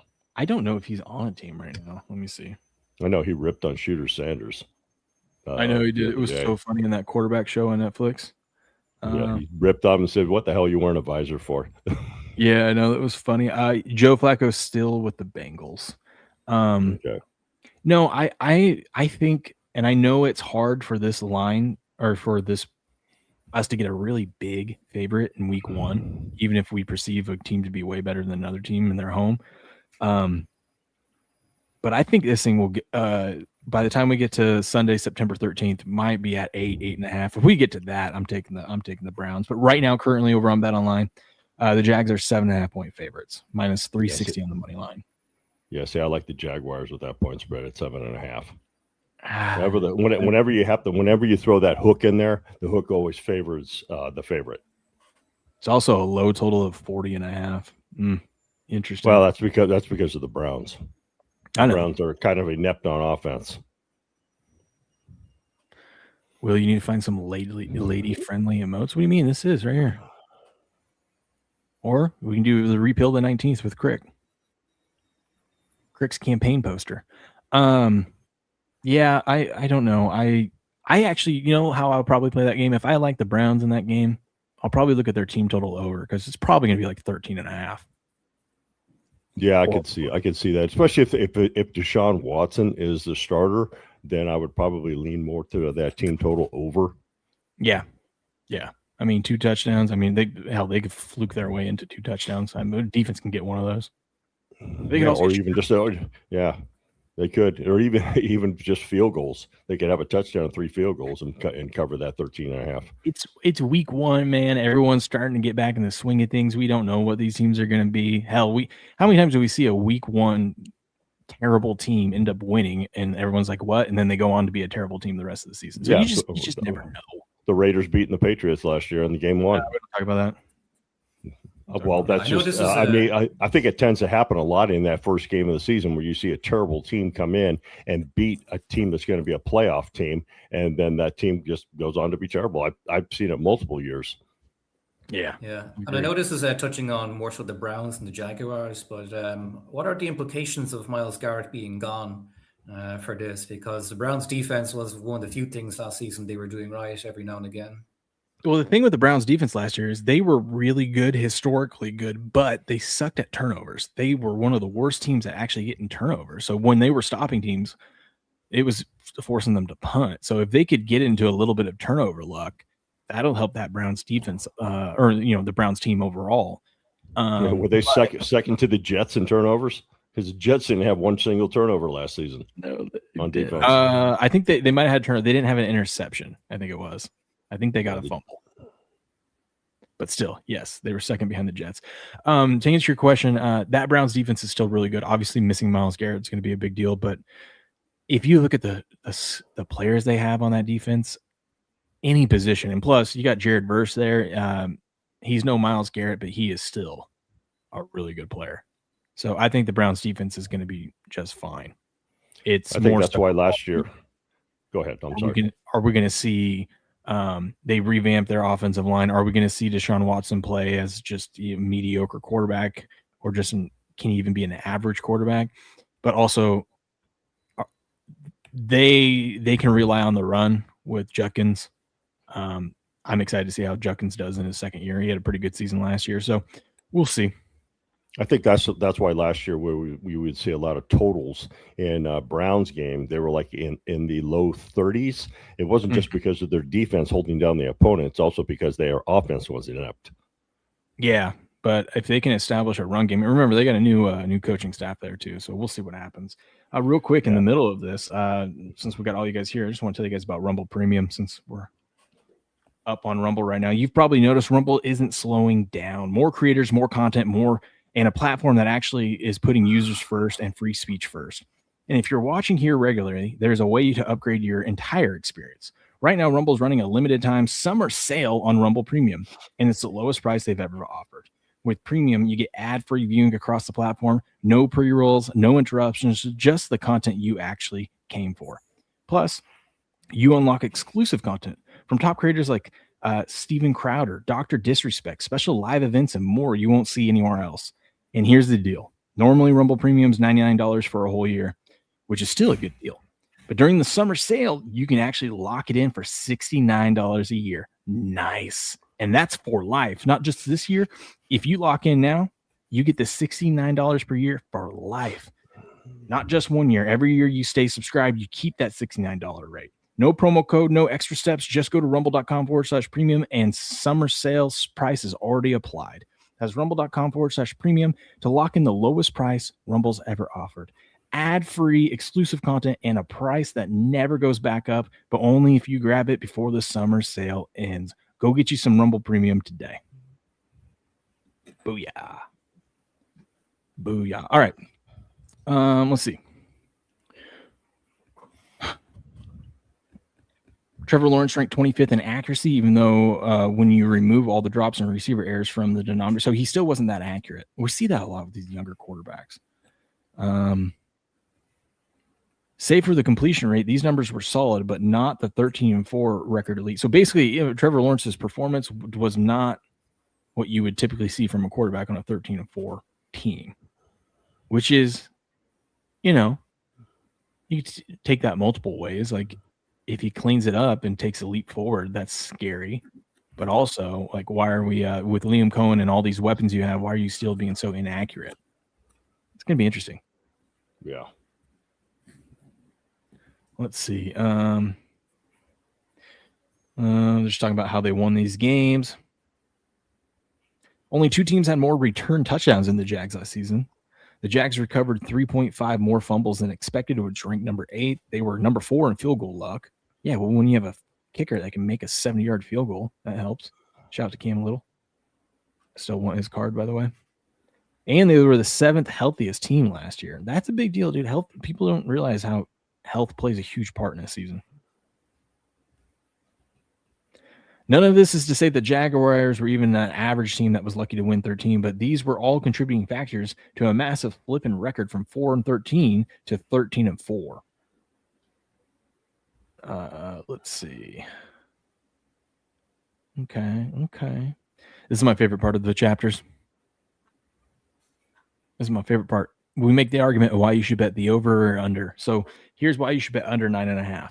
The Jaguars were second in turnovers forced last season, masking some other less impressive defensive marks. They were 21st in pass yards allowed per game and 30th in sack rate. The unit will also need to adjust to the loss of linebacker Devin Lloyd in free agency. Jacksonville's backup is a significant question mark entering the season after backfield is a significant question mark after Travis Etienne signed with the Saints. The depth chart currently features Tootin and Rodriguez as the candidates to lead the way in carries. That is kind of scary, actually. Tootin handled 83 carries in 15 games in the regular season in his rookie campaign, and Rodriguez set career highs in carries 112 and 38.5 rushing yards per game in 13 games for the Commanders last season. In addition to needing to prove that either or both can handle a large workload, neither has demonstrated pass catching abilities. Rodriguez only had 7 targets and 6 receptions in his 35 career games. Tootin ran just 88 routes with 13 targets, 10 receptions, and 2 receiving touchdowns last year. Cam Little has a huge leg and is a legit weapon for the Jags. He banged through 8 of 10 field goal attempts of 50-plus yards in the regular season, and he's converted 13 of 16 in regular season in his career. Still, the Jaguars benefited from the 4th most field goal luck in 25. I think those are all fair. But yeah, as you were saying, he's able to hit those balls a hell of a long way. So how certain are we that it's field goal luck as opposed to simply exceptional field goal taking? I think the luck just factors in based off the distance and like what you typically should be making. Like you shouldn't be making 80% of your field goals from 50-plus yards. You know, that should be closer to like 50%. And a lot of those 50-plus were like actually 60-plus, which is crazy. I don't know. Like, is he being compared against the average kicker or yes. Is it adjusted for talent? Average kicker. Yeah, I've got a similar kind of an objection to XG in football in that if you don't control for the talent of the player whose metric you're measuring, you could end up mistaking genuine talent for luck. Might be a relatively fine margin, but it is like it could be a factor here. I would agree with you on that, but I also would factor in that it's only been one season. So let's not overreact to one season before we judge how talented this guy is. Now, if he puts up ridiculous numbers again this year, then we could move him to the elite category, but he's got to do it again. Yeah, that's a fair consideration. Yeah, I mean, any position, a player can have just a crazy, crazy year. So you want to see some more consistency. Also, if he has a bad year, let's not judge him anyways. Yeah. What up, Dr. Megan? To look into like perhaps if he does have a technique that's legitimately different from other kickers, then there might be something to it.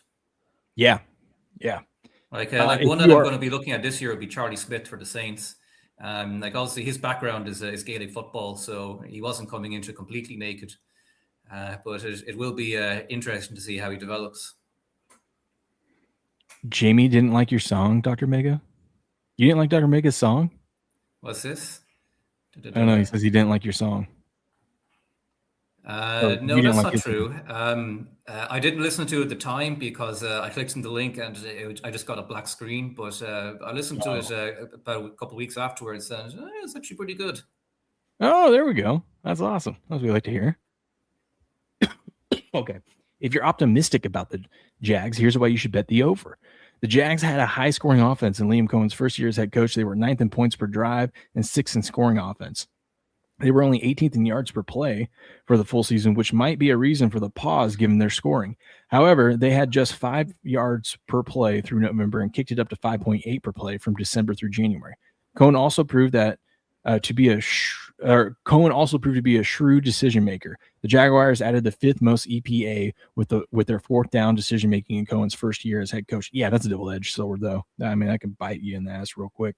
He was also willing to cut loose Trevor Lawrence a little bit above average on early downs, as the Jags had the 9th highest dropback rate on first and second down. Lawrence had an adequate first season with Cohen, but it was how he finished the year that's most encouraging for 2026. Lawrence was 17th in EPA per play, 16th in yards per pass attempt, 12th in passing touchdown rate over the course of the full season. Lawrence flourished after the bye, though. From week 9 through 18, Lawrence was 5th amongst qualified quarterbacks in EPA per play, 7th in yards per pass attempt, and 4th in passing touchdowns. And that makes sense. It takes a little while for, you got a new coach, new offense, new play callers, new play designs. So, take you half a season to kind of get your footing, and then you have your bye week where you can really polish up those plays. And he excelled. So, now he's going to have a whole training camp to even polish it up even more, maybe even improve more. We'll see. But yeah, I be optimistic. I don't know about the Jags. I don't know about the 9.5. I feel like, and I'm going to say this most teams, I feel like the Jags are going to be one of those teams. Either you bet over 10.5 wins, or you bet under 8.5, and you bet under 8.5 wins. I think it's going to be one of those type of seasons. Either it's going to go really good or really bad. Or that would be just fading the exactly 9 wins, would it then? 9 and 10. 9 and 10 wins. Yeah. Yeah. Yeah, actually, last year I can remember Barnes liked the Jaguars, and his essential premise was it's now or never for Trevor Lawrence, and obviously it became the now. Yes. It's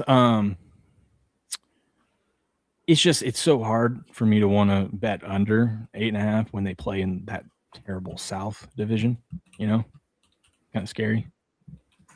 But they were super healthy last year, and that's not usually repeatable, or it's kind of random. So we'll see. And they don't have much depth, so I think if the wheels do fall off, it could fall off real bad. And even after all that, their win total only went up by 2 wins from last season. That's big, though.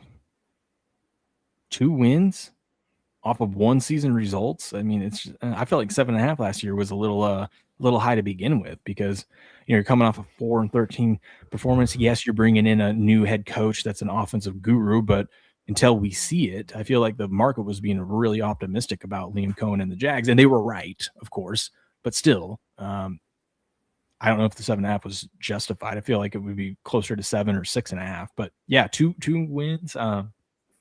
We'll see. And they're going to have Travis Hunter back this season, so we'll see how healthy he can stay. It's going to be interesting. Let's see. 1 year after ranking 25th against the run and dead last in yards per attempt allowed, the defense made a massive turnaround in 25. However, in order to discuss how the Jaguars' defense how their defense turnaround occurred, these stats are incomplete without sharing the context in which they earned.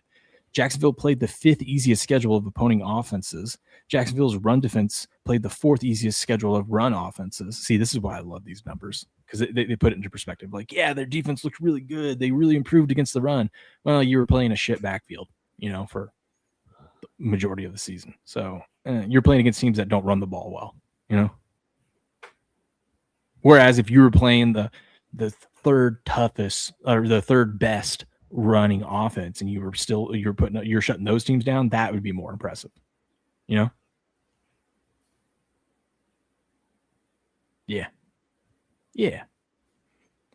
Let's see.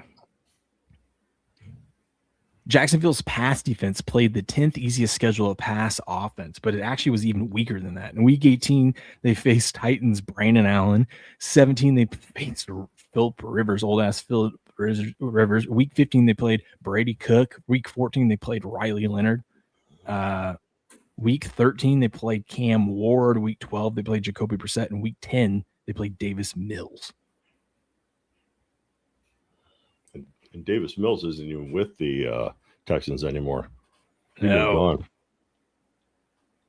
It will be interesting. It is interesting because if they are going to go up against better offenses, and we'll have to look at that, if they're going to go up against better passing offenses or even offenses in general, offenses that can put up points, with how Trevor Lawrence has had bad luck with his wide receivers and been inaccurate, it's going to be hard for them to have these, big comebacks if they're trailing. That might be something I look at this year. How do the Jags do early on if they're trailing in the second half? Can they come back, or are they a team that makes mistakes when they try to force these plays? And if that's the case, then I'll be looking to live bet every second half against the Jags when they're trailing. What do you think about that, Jamie? Good little angle? Possibly. But what I'd be interested in is, in general, a player of Trevor Lawrence's age, do they tend to progressively improve their accuracy? I would say it's variable, but yes, when you have a elite offensive minded coach, that meaning how can a coach help you improve your accuracy? Well, he can draw up plays that are high probability completion, passes. So I would say yes, he should improve his accuracy, and his wide receivers should be making less mistakes, which would result in more completions. Yeah, because in principle, that's the kind of thing that you can work on. Like, how often did the Jaguars trail there last year? Just to put your previous point into context. What was the question again? Sorry. So, like, you were looking at potentially live betting against the Jaguars second half if they're trailing. But how often were they trailing last year?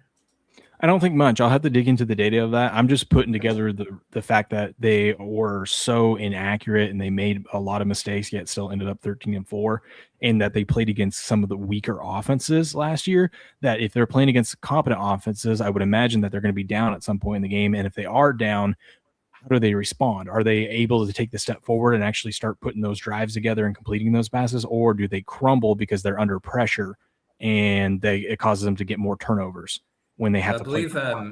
I think against the Bills, that game ended with an interception. Am I remembering that right?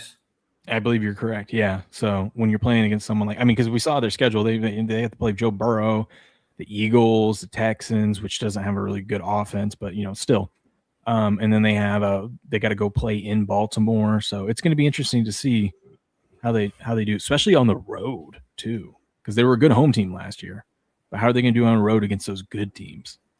Yeah, and I think that whole question of the accuracy and the ability of wide receivers to catch the balls, it is a very big variable. Because if we were able to just fix all those completion rates in time, then it would be easy. You'd be able to just take into account standard variance. But it's the fact that we don't know how much they're going to improve or even to do worse. That's why I would be a little bit hesitant about necessarily live betting the Jaguars second half. Unless, as you say, we saw concrete signs that they were putting bad throws when they're coming from behind. But certainly that game against the Bills, I can see how it could be plausible anyway. Shout out in the chat to Sabit. Says, please follow me. Here's his channel. Look at that. Got some funny videos up there. Go check him out. Welcome to the show, buddy. Glad to have you here. Okay. Let's see. They also got lucky too last year in return TDs. They had the second most return TDs in the league, so that's usually not repeatable. I think I would feel better if the market had the Jags at like 10.5 wins instead of 9.5 of going under, because that's where I think they would be overpriced. But who knows? That might push them closer to 10 as the public starts getting involved here in August and starts seeing Jags 9.5. Yeah, of course they won 13 games last year. So maybe we will get to 10. We'll see. Just a question on their non-offensive touchdowns. Like, I understand that it is going to be luck-based to an extent, but are we able to reliably measure signal for generating offensive touchdowns? Because last year it looked like the Rams were really weak in special teams and Seahawks were really strong in special teams.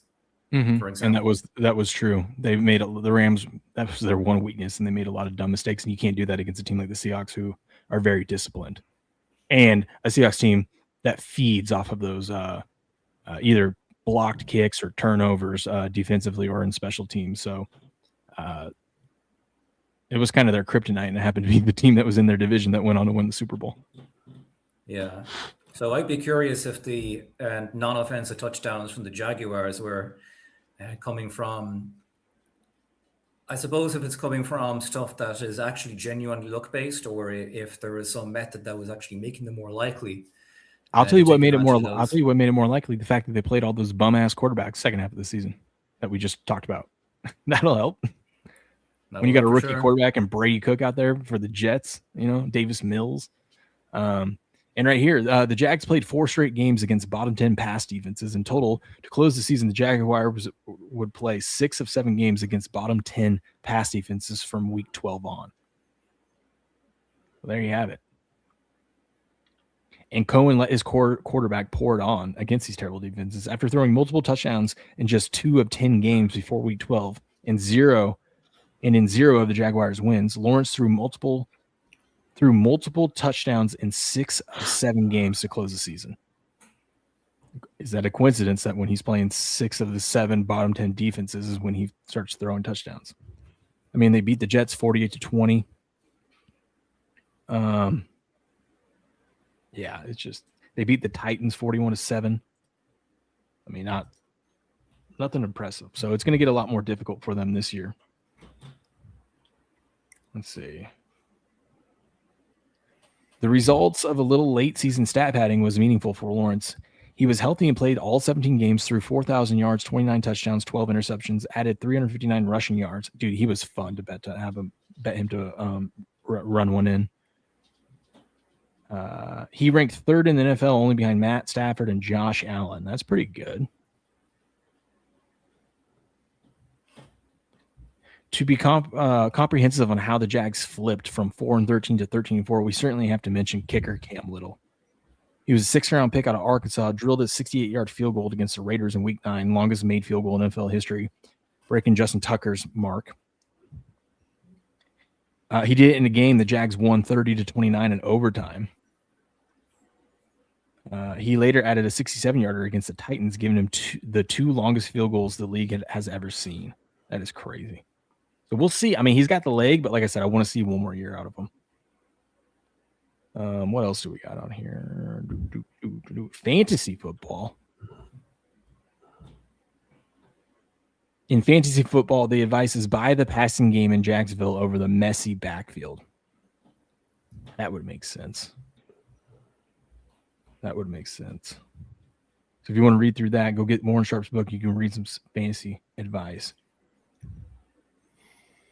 Jaguars held up well against the run in 25, allowing just 3.9 yards per carry to running backs and ranking in the top 10 in both yards before contact allowed and yards after contact allowed in those runs.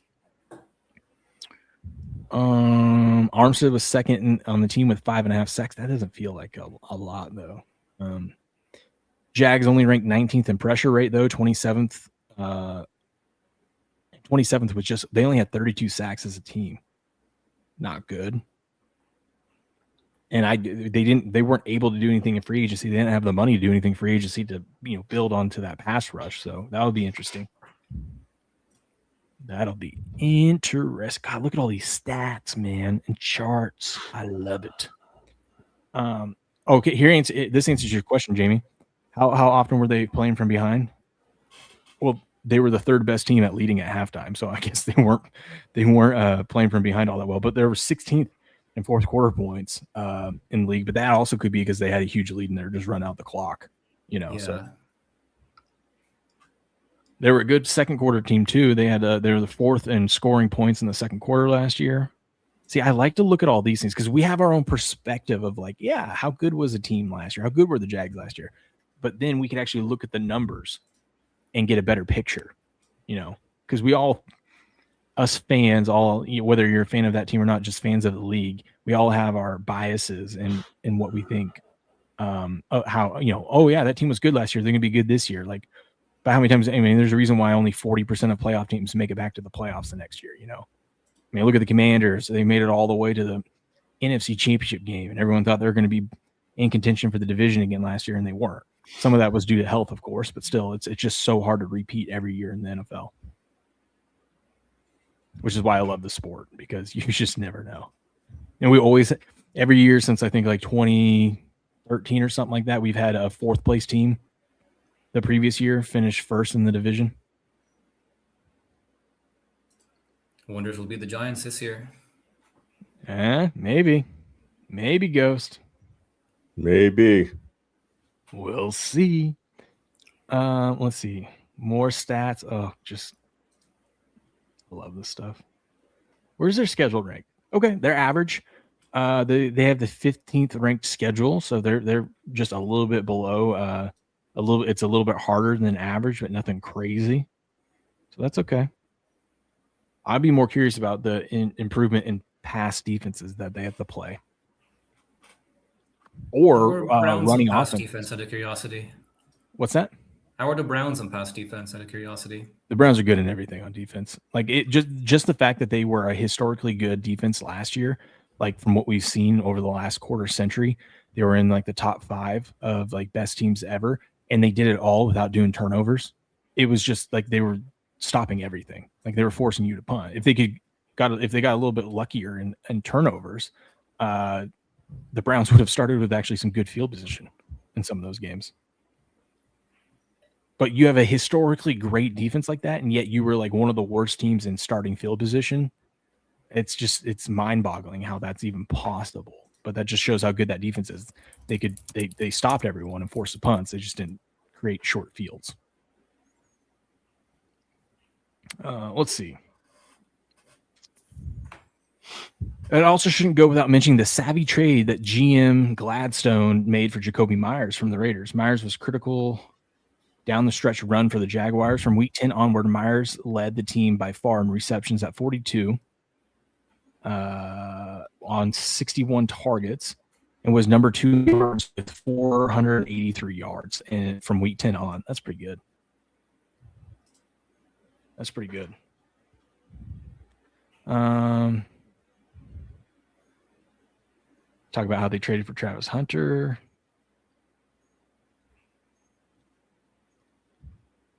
Then in the 26th, this is crazy. Gladstone went off the board with many picks that remained, including he took that tight end with their second round pick, who was expected to go 163, and they took him at 56. So he's reaching here. He took Albert Regis at 150 or at 81 when he was expected to go 150. Took the safety at 100 when he was expected to go 187. So, I mean, their GM is getting ballsy and reached for a lot of these players, which usually doesn't work out. The result was the 4th worst draft capital over expected for the 26 NFL draft. So we'll see. We'll see if this GM knows something that everyone else doesn't know. That is interesting.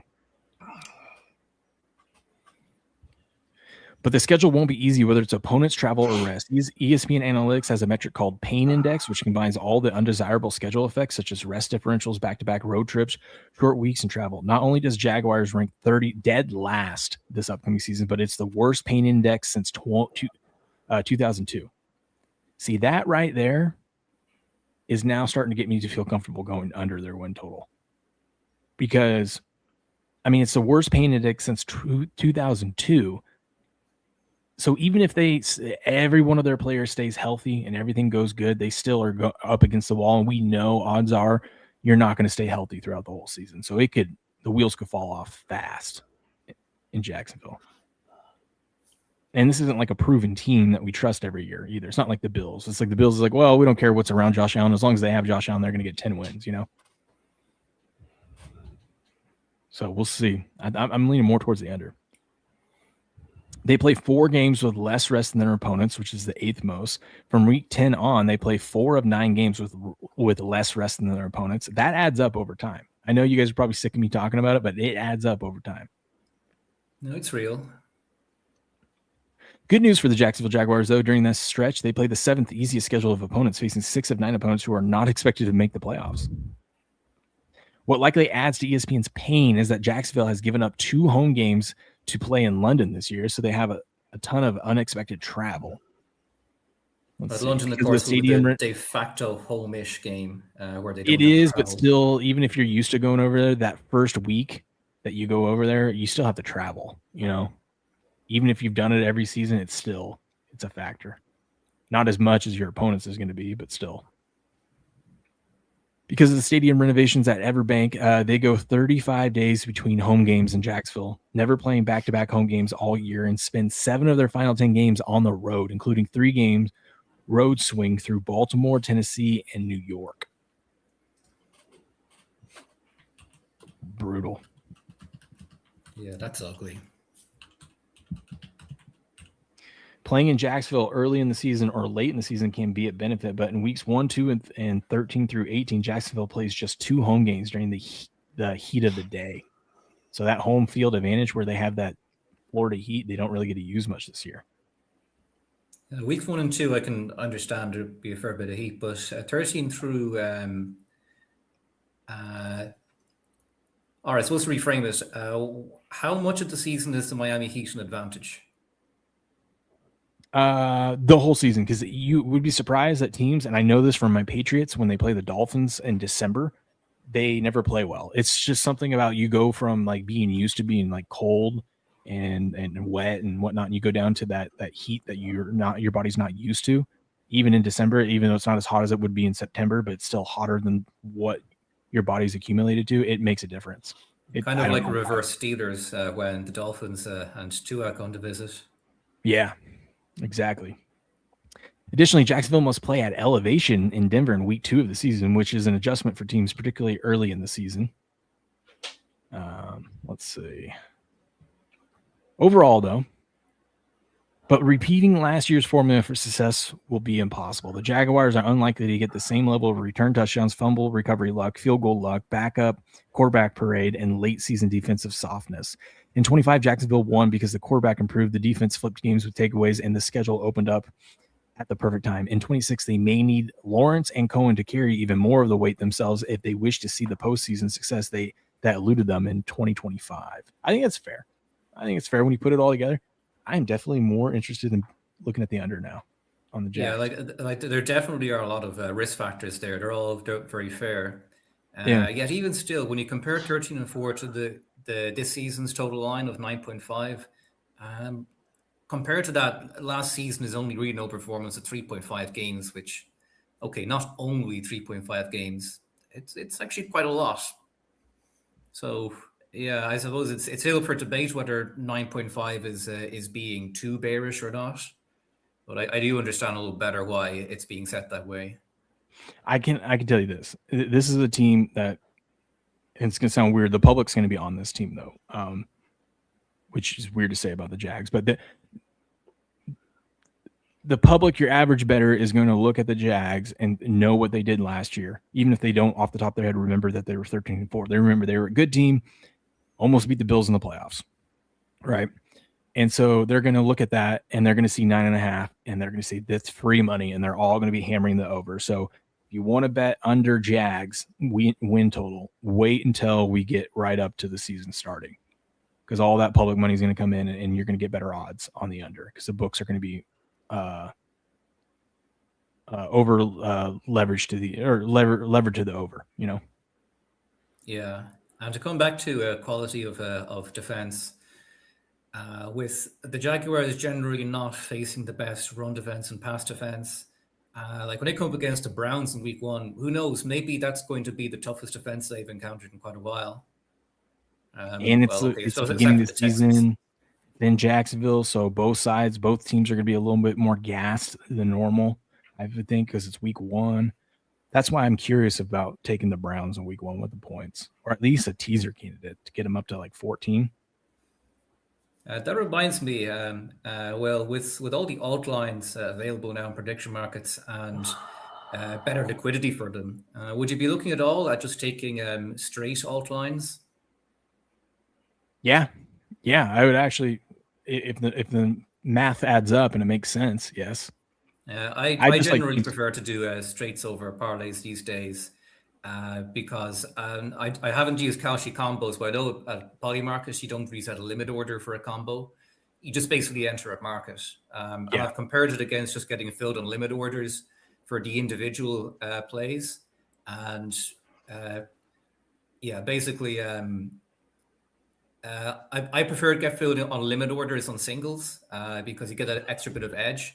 And when you do singles, it also just reduces the amount of variance. Yeah, I think you're 100% right. It's better to just do singles. I'm really good at teasers, and I love teasers, and so I would prefer to have my three leg teasers are my favorite, as I've talked about multiple times. But my strategy on how I do that tends to be really profitable over the season, because I got third leg at a different time slot than the other two. So that way, if the other two come through, my third one, I got a plus 150 or a plus 160 on that, and then I can go and take the other side and bet a little bit there. And now I've got a fat middle to try to win both bets. Yeah, that is fair enough. At the same time, though, if you have three singles and the first two hit, then, well, you're guaranteed a profit anyway, almost. Yep. I prefer straight wagers, one game at a time. I know in baseball I've generally done like 2 or 3 games, but I've been trying to just nail it down to one. Obviously in the WNBA, I try to stick it to one game, and then the Canadian football, I try to stick it to one game. I try to do the same thing in the NFL. I'll try to find one game in that first time slot and see if there's any value in the second game, because obviously there's less games in the late afternoon, and then see if there's any value like on a Sunday night or Monday night football game. And college, I try to stick it to one game, usually an early game. If I find an early game that's got some value, I'll hit it, and if it hits, I'm done for the day. I see if that works so well with baseball or NBA, where you have games all day, every day, for the most part. In the NFL, for me, I'm more of a volume guy, and I couldn't just take one play on Sunday. It would drive me crazy, because I know you got an itch. You get that itch. Yeah, because it's like I'm not going to bet every game, but I'm going to look through the board and see where I find value. And I feel like if I only take one, I passed up on all this other value, and then it really would piss me off if the one I took loses and the other 5 I liked all win. You know what I mean? It's like, well, that's why you kind of got to go. You got to pick and choose. Okay, especially now with the live betting on Kalshi and all that, is that you can hedge. It's a lot easier to hedge bets now. I mean, if you find things aren't going your way, I mean, in the old school days with the sports book, if things aren't going your way, you're stuck, you're done. But if things aren't going your way, you can cash out and still save like half of your bet. Yep. Kalshi has definitely changed the game. Yeah, I just heard, I was telling Grass Guy last night, and he heard this too. A lot of the sharp bettors that win on a continuous basis would get banned from casinos, because they're constantly winning and taking the money from the books, and they've switched over to the predictive markets, because on the predictive market there's no limit, so they can keep raking in the money, because they're not taking their money from a book, they're just taking it from other players. So they've been hitting those more often now, because they just can keep going. Which is great, because it makes when those big bettors, professional bettors, come over to Kalshi, that's where we get better liquidity in the market. So it's better exactly. Yeah, you can actually tell who's betting who on the Kalshi just based on those percentages. Yep, and not a surprise here, since the Jags were 11-5 against the spread last year. They were a really good teaser team. A 6-point teaser, they went 14-3. 7-point teaser, they went 15-2, and a 10-point teaser, they went 16-1. So that's not surprising based off of their ATS record. Another interesting little thing is player props should have better liquidity this year. Yeah, I hope that's the case, and we get better variety as well. I hope, but we'll see. But yeah, that's Jacksonville Jaguars. If you want to hang out with us, we're live every day, 7:15 a.m. Eastern. If you're watching the replay of this, make sure you smash the like button and subscribe. Tomorrow on Monday, Monday the 20th, we are going to be covering who's next. We're just going in alphabetical. Ooh, Patrick Mahomes. Get ready for the thumbnail to be Patrick Mahomes kissing the ref. Yeah, Tracy with Messi. Yeah, that's going to be an interesting team next year. I can already tell you the NFL did everything possible to help the Chiefs out without knowing whether Mahomes is going to be back or not. They gave him an easy upfront schedule and the earliest bye week they could. Now their schedule gets real difficult after that, but they were trying everything to keep the the Chiefs relevant until Patrick Mahomes is fully healthy. So we'll see. I would definitely take Travis Kelce under literally in every category. Ooh, we will take a look at that tomorrow for sure. But we'll be he's still there, isn't he? He is there. Probably final season. We'll see. But we'll be covering the Chiefs tomorrow. Come hang out with us. Subscribe to the channel. Smash the like button. Catch you on the next one. Booyah. There we go.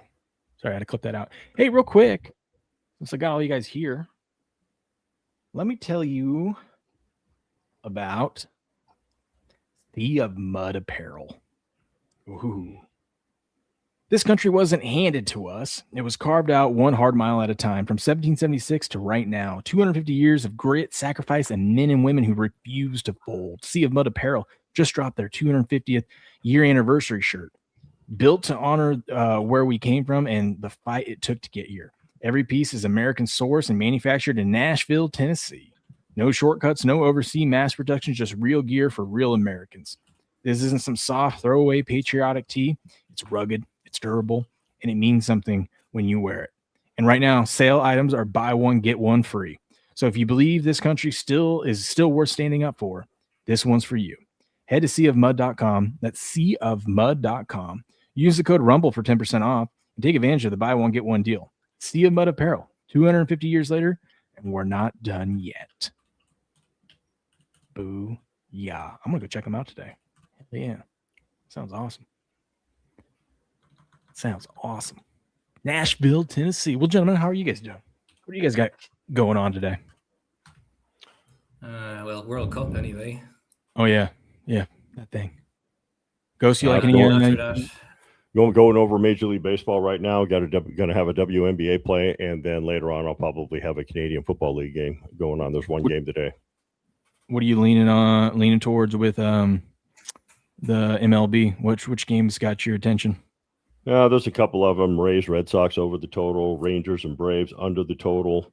Orioles and Astros over the total. And possibly the Padres and Royals over the total. Those have got my eye right now. Ooh. How have Sundays been generally for the total? Have we had more overs or unders on Sundays, or has it been? It just depends. It just depends. Okay. Yesterday, a lot of unders were coming in. I think it just depends on the day. Obviously, there's a doubleheader day with the Dodgers and the Yankees. You got a pitching duel in that first game. The second game, the pitchers are undecided right now. Could be a bullpen game for both teams. I believe that is the Sunday night game tonight. Okay. SC, there you are, buddy. Good morning. Tell us about your PO box instead, Jackets. I would go today, but they're not open. Maybe tomorrow. We'll see. And obviously, WNBA has been very good lately. As Jamie can contest. Yeah, I actually missed some of your plays because I just happened to be away from the computer at the time, and I think, damn it, would have been nice to get in that one. But hopefully there'll be plenty more opportunity. You know what my favorite... Oh, go ahead. Go ahead. I was just going to say, yeah, it's just been very good. Been seeing the board very well in the WNBA. Yeah, I'm curious if are you seeing different signals from the ones you saw earlier in the season? Yeah, I'm just noticing some things with the team totals and all that. And team totals on some of these teams are kind of a flag. Just got to take note of those team totals and see where their projections are at and see how much they match up with the actual total. Obviously, I prefer playing totals in the WNBA and the NBA just because when you play point spreads, the games are so back and forth. But with the totals just there's no going back down. It's always going to go up. It's never going to go the other way. So I mean, we see teams in the NBA and the WNBA go on runs. A team can be favored by a lot, and they're down by like 10 or 15 points, and all of a sudden they make a big comeback in one of the quarters, and then they win the game and cover it. So it's just such a back and forth game that's much easier to play the totals in both those sports. By the same token, though, you can have the momentum of the game but go back and forth in the sense that you could be high scoring for a while and then fourth quarter it could just go.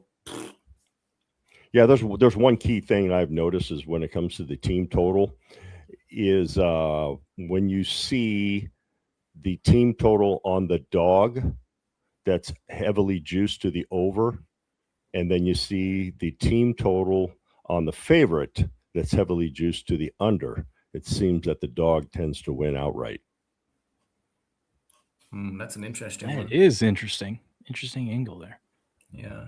And by the way, this is I was saying to cricket, this is a very dangerous time of the year because there's not that much sport going on.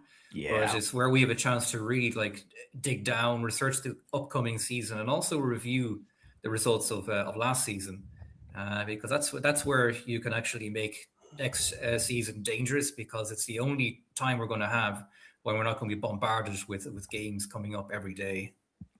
Well, it's also the perfect time of the year to pad it's the perfect time of the year to pad your bankroll, because like you said, Jamie, we're going to be bombarded here soon. When college football, the NFL starts, then you've got the NBA and the NHL just right around the corner.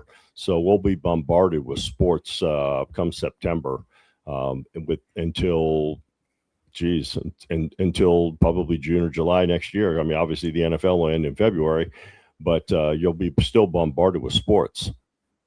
Yeah, like my weekends are crazy. I have to limit how much sport I actually look at in order to have a life. But by the time the sporting equinox comes around, you're going to have the big four sports in USA. But I'm also going to have European top leagues on every weekend. There's about 6 of them that Uncle Bob puts picks out on, and that's before you get into European competitions like Champions League, etc. And it's an election year, so there's election betting too. So yeah, that's right. Yeah, so November is going to be a deep dive in that too. Yeah, November is going to be crazy. And I'll probably be done with baseball once football season starts. I will probably put baseball on a back burner unless I see something that worth value to hit. But my focus will be 100% on football. College and pro. That's very understandable, because last season in the MLB, Barnes' system was ridiculously profitable. It was just freakishly anomalous how well it was doing.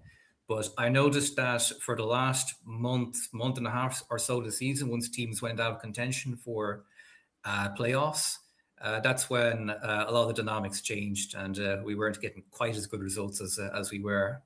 Mm-hmm. So they tend to change too. Season can happen. Yeah, they tend to change too in September. That's when they expand the rosters to 40-man roster. They start bringing because the minor league season's over. So now they're able to bring up players from the minor leagues to get on their teams and all that. So now, like you said, when teams are out of contention, you're going to see them start testing out other players to be prepared for next season. So you got to take a look at those dynamics as well once that starts.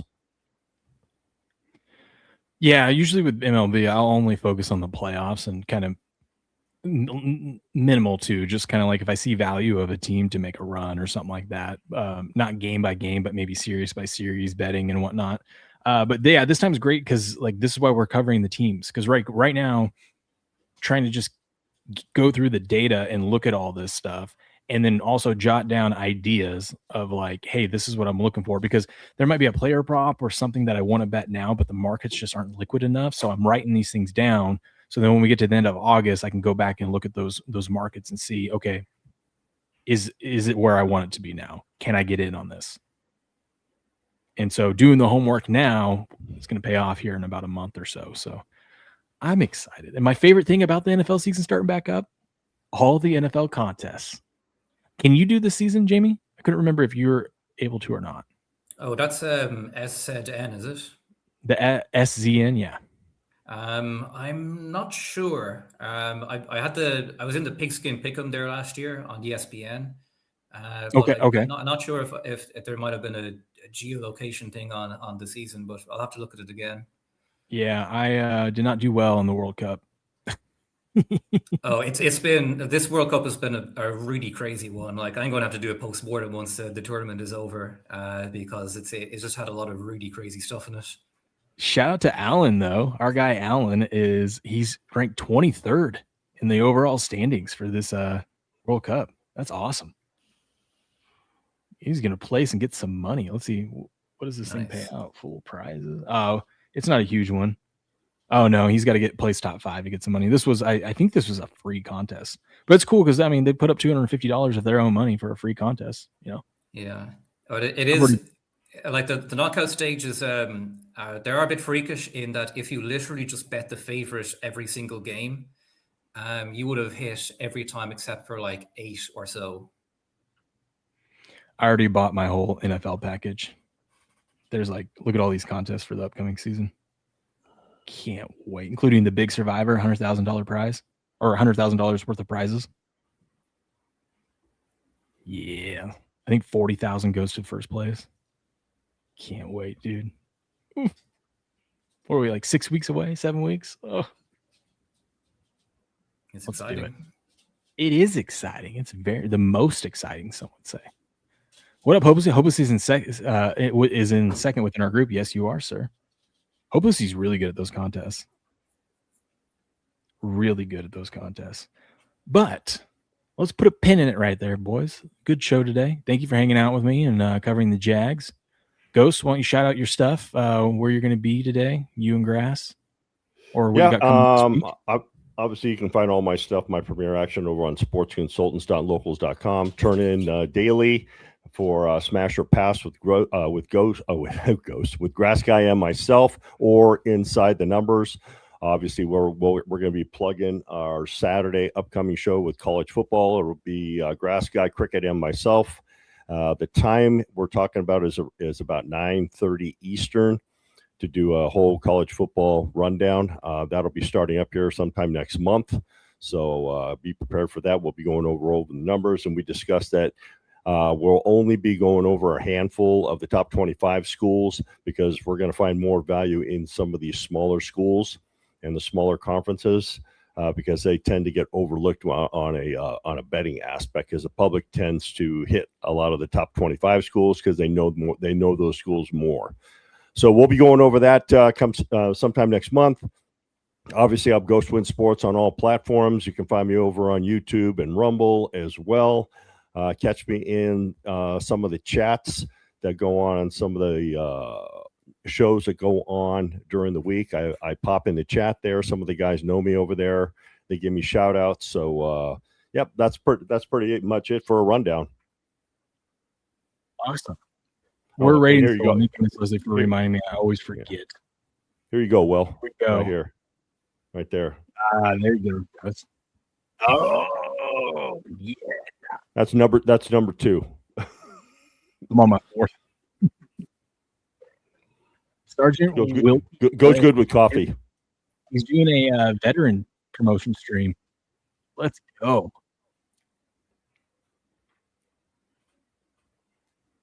What are we playing? A little Fortnite? Nice. Woo. Coffee and gaming, I like it.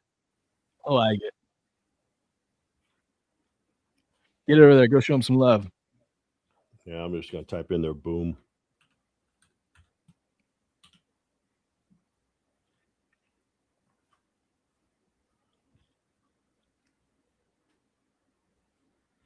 Yeah, I posted something in the chat there just for tonight's World Cup action.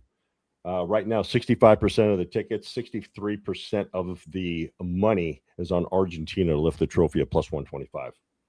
I like Spain.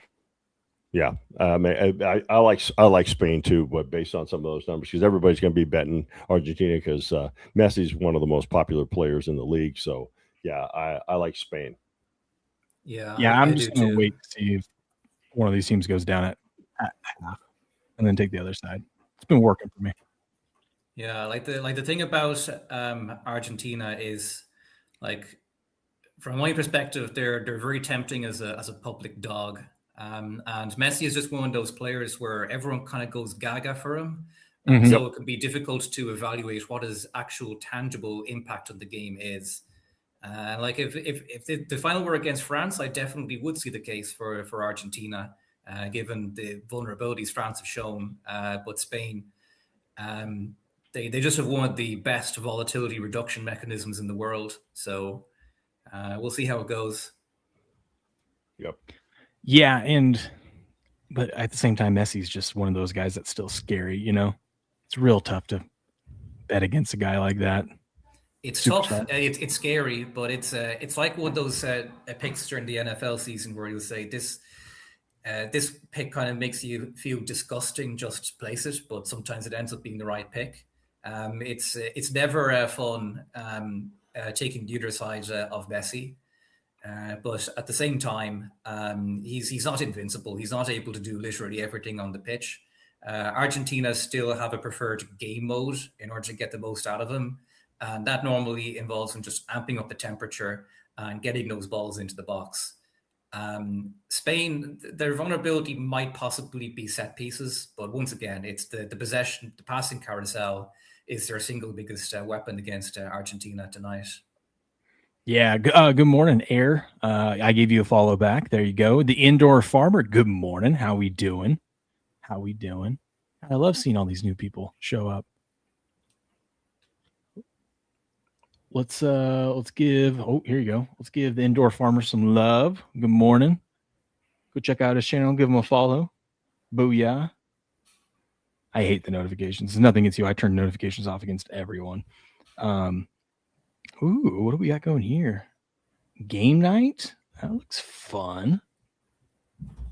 That looks fun. When are you going live next, Indoor Farmer? I'll have to check out your stream. No problem, buddy. No problem. No problem. What are you talking? You talk games? You just talk about, let's see. Service robots. What's your channel about? I guess I can just click on the About section. A disabled veteran, thank you for your service, sir. To popularize sustainable living using entertainment and the late night talk show vibe. I host 5 different shows weekly. Ooh, Sunday, Monday, Tuesday, Wednesday, Thursday. Okay. So tonight so what is that? That's 3:30 today, my time. I will check out your stream, sir. I'll hop in the chat, say hello. Once again, thank you for your service, my friend. How to be more self-sustainable. You know what? Nowadays, everyone needs to learn. Not even just kids. There's a lot of adults that don't know how to do that shit. So that actually sounds very interesting. Yep. You're welcome for the follow, sir. That's what we're doing. I was hoping we get more people to come through. I would have spent a good chunk of the show. I tried everyone that did come through to show off their channel, but it's all about, everyone supporting everyone. That's what we do here. We talk about sports investing, but we got all our gaming buddies, our political buddies. We got a good little group of friends, and now we have self-sustainable buddy.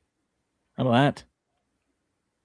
Take callers. I wish I was trying to get the way I have it set up. The call feature doesn't work well, but if I ever can figure that out on Rumble, I would love to do callers. That'd be fun. Get a few. Yeah, that would be kind of fun. That would be kind of interesting. Indoor Farmer says, I don't have a regular show today. I'm going live to hang out and get some stuff done later. Okay, cool. Well, next time you do one of your regular shows, I'll be sure to tune in if I'm available. There we go. Miss Rach supporting the Indoor Farmer. I love it. We love to see it. We love to see it. That reminds me. Any chance we'll have a bit of an uncensored pharmacist before the season begins? You actually might. I have a topic that I'm interested in talking about. That's the thing is, as much as I would love to do it, 1, finding the time, but 2, I love my job and what I do, but I don't really, there's a lot of times I don't want to talk about what's going on in healthcare. You know what I mean? Unless it's something big. It's just one of those things like I want to go talk about sports. Oh, no, you're such a tease. I know. No, there is interesting thing here in the States. It went live this month. If you have never been on like an Ozempic or a Mounjaro, one of those GLP-1s, Medicare is now covering those. They have a special program through the rest of the year that you can get on it if you've never been on it, and it's only a $50 copay. So, which, I mean, those are thousands of dollars of drugs, so $50 isn't too bad for a copay, and that's what you get. So we're seeing a lot more activity with the GLP-1s. Whether that's going to be a good thing or a bad thing, I don't know, but I want to talk about that and talk about some of the lawsuits against these GLP-1 companies with the side effects that are happening for some people, like some horrific things, like cancer and bone issues and stuff. So I have some time off coming up, but I'm probably going to shape a show around that. Sounds good. Yep. But usually when I'm able to do that live, I think it's like the middle of the night for you. I'll just watch it back later. Yeah.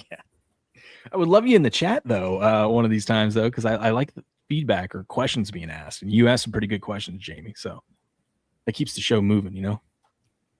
Well, hey, the more we can find out while we're here, the better. Information is king. Exactly. Yeah, everyone hit the like button. Let's go. We need more likes on this show. What are we doing? Let Rumble know you're enjoying the show. They feature us every Sunday, so at least every Sunday. So I think we get show them they're making the right choice, huh? That's right. Roundtable action. I can't wait. This is usually in our numbers are pretty decent this month, but July is our worst month, and of course they do the new creator program stuff this month, but we're going to be fine. But I just think it's funny because July is our worst month because sports is like dead now. But it's crazy when September comes around. September and October are our two like biggest months of the year, and that just correlates directly with NFL. Of course, because a lot of people don't wager on baseball once basketball is over. Minimal people wager on the NHL. Same thing with baseball. They do it on basketball just because basketball is similar to the NFL, where you got point spreads and totals. So they're going to do as soon as, and obviously they wager on college basketball because of March Madness and all that stuff. Yeah. But once the NFL bleeds into the NBA and college basketball, they still go. And then once that's over, it's minimal to baseball because it takes a lot to look for things in Major League Baseball to wager on it. And like you said, it is a dead month. It is dead period of time because you only got a few people out there doing it until football starts. And then football starts is when you get, I hate to use the words degenerates, but that's when the public bets football. That's their sport they want to bet on. I mean, in the United States, I should say, they bet on football. It's the middle of summers. People are out doing camping, vacation. Like people are busy during the summer. You know, it's a good time of the year for sports to be on a little hiatus because people want to go out and do things they normally wouldn't do. I will make this point here, and Jamie knows about this too.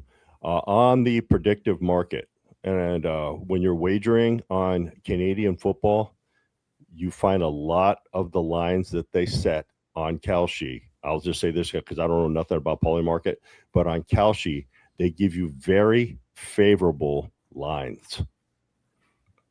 Yes. Kalshi, because if there's a point spread, like say around 4, you can bet like 3.5, 6.5, 9.5, and they give you very favorable lines. Same thing with the totals.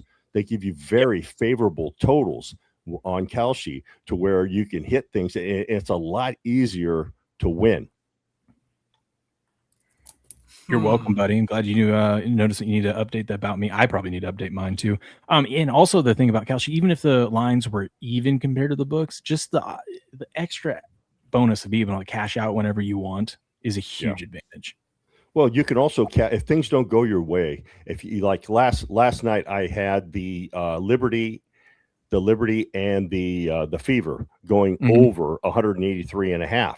Well, they scored over 100 or they scored over 50 points in the first quarter. So then the second quarter they started tapering down. So I went back in and I saw that they lowered the total down to 177.5.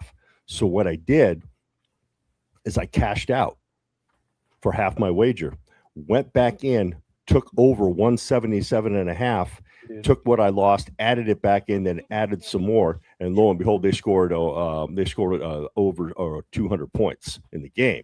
So I hit that 177.5 along with that going over. So it covered no matter what. But that's what I like about Kalshi is that things get lowered, you can cash out, go right back in.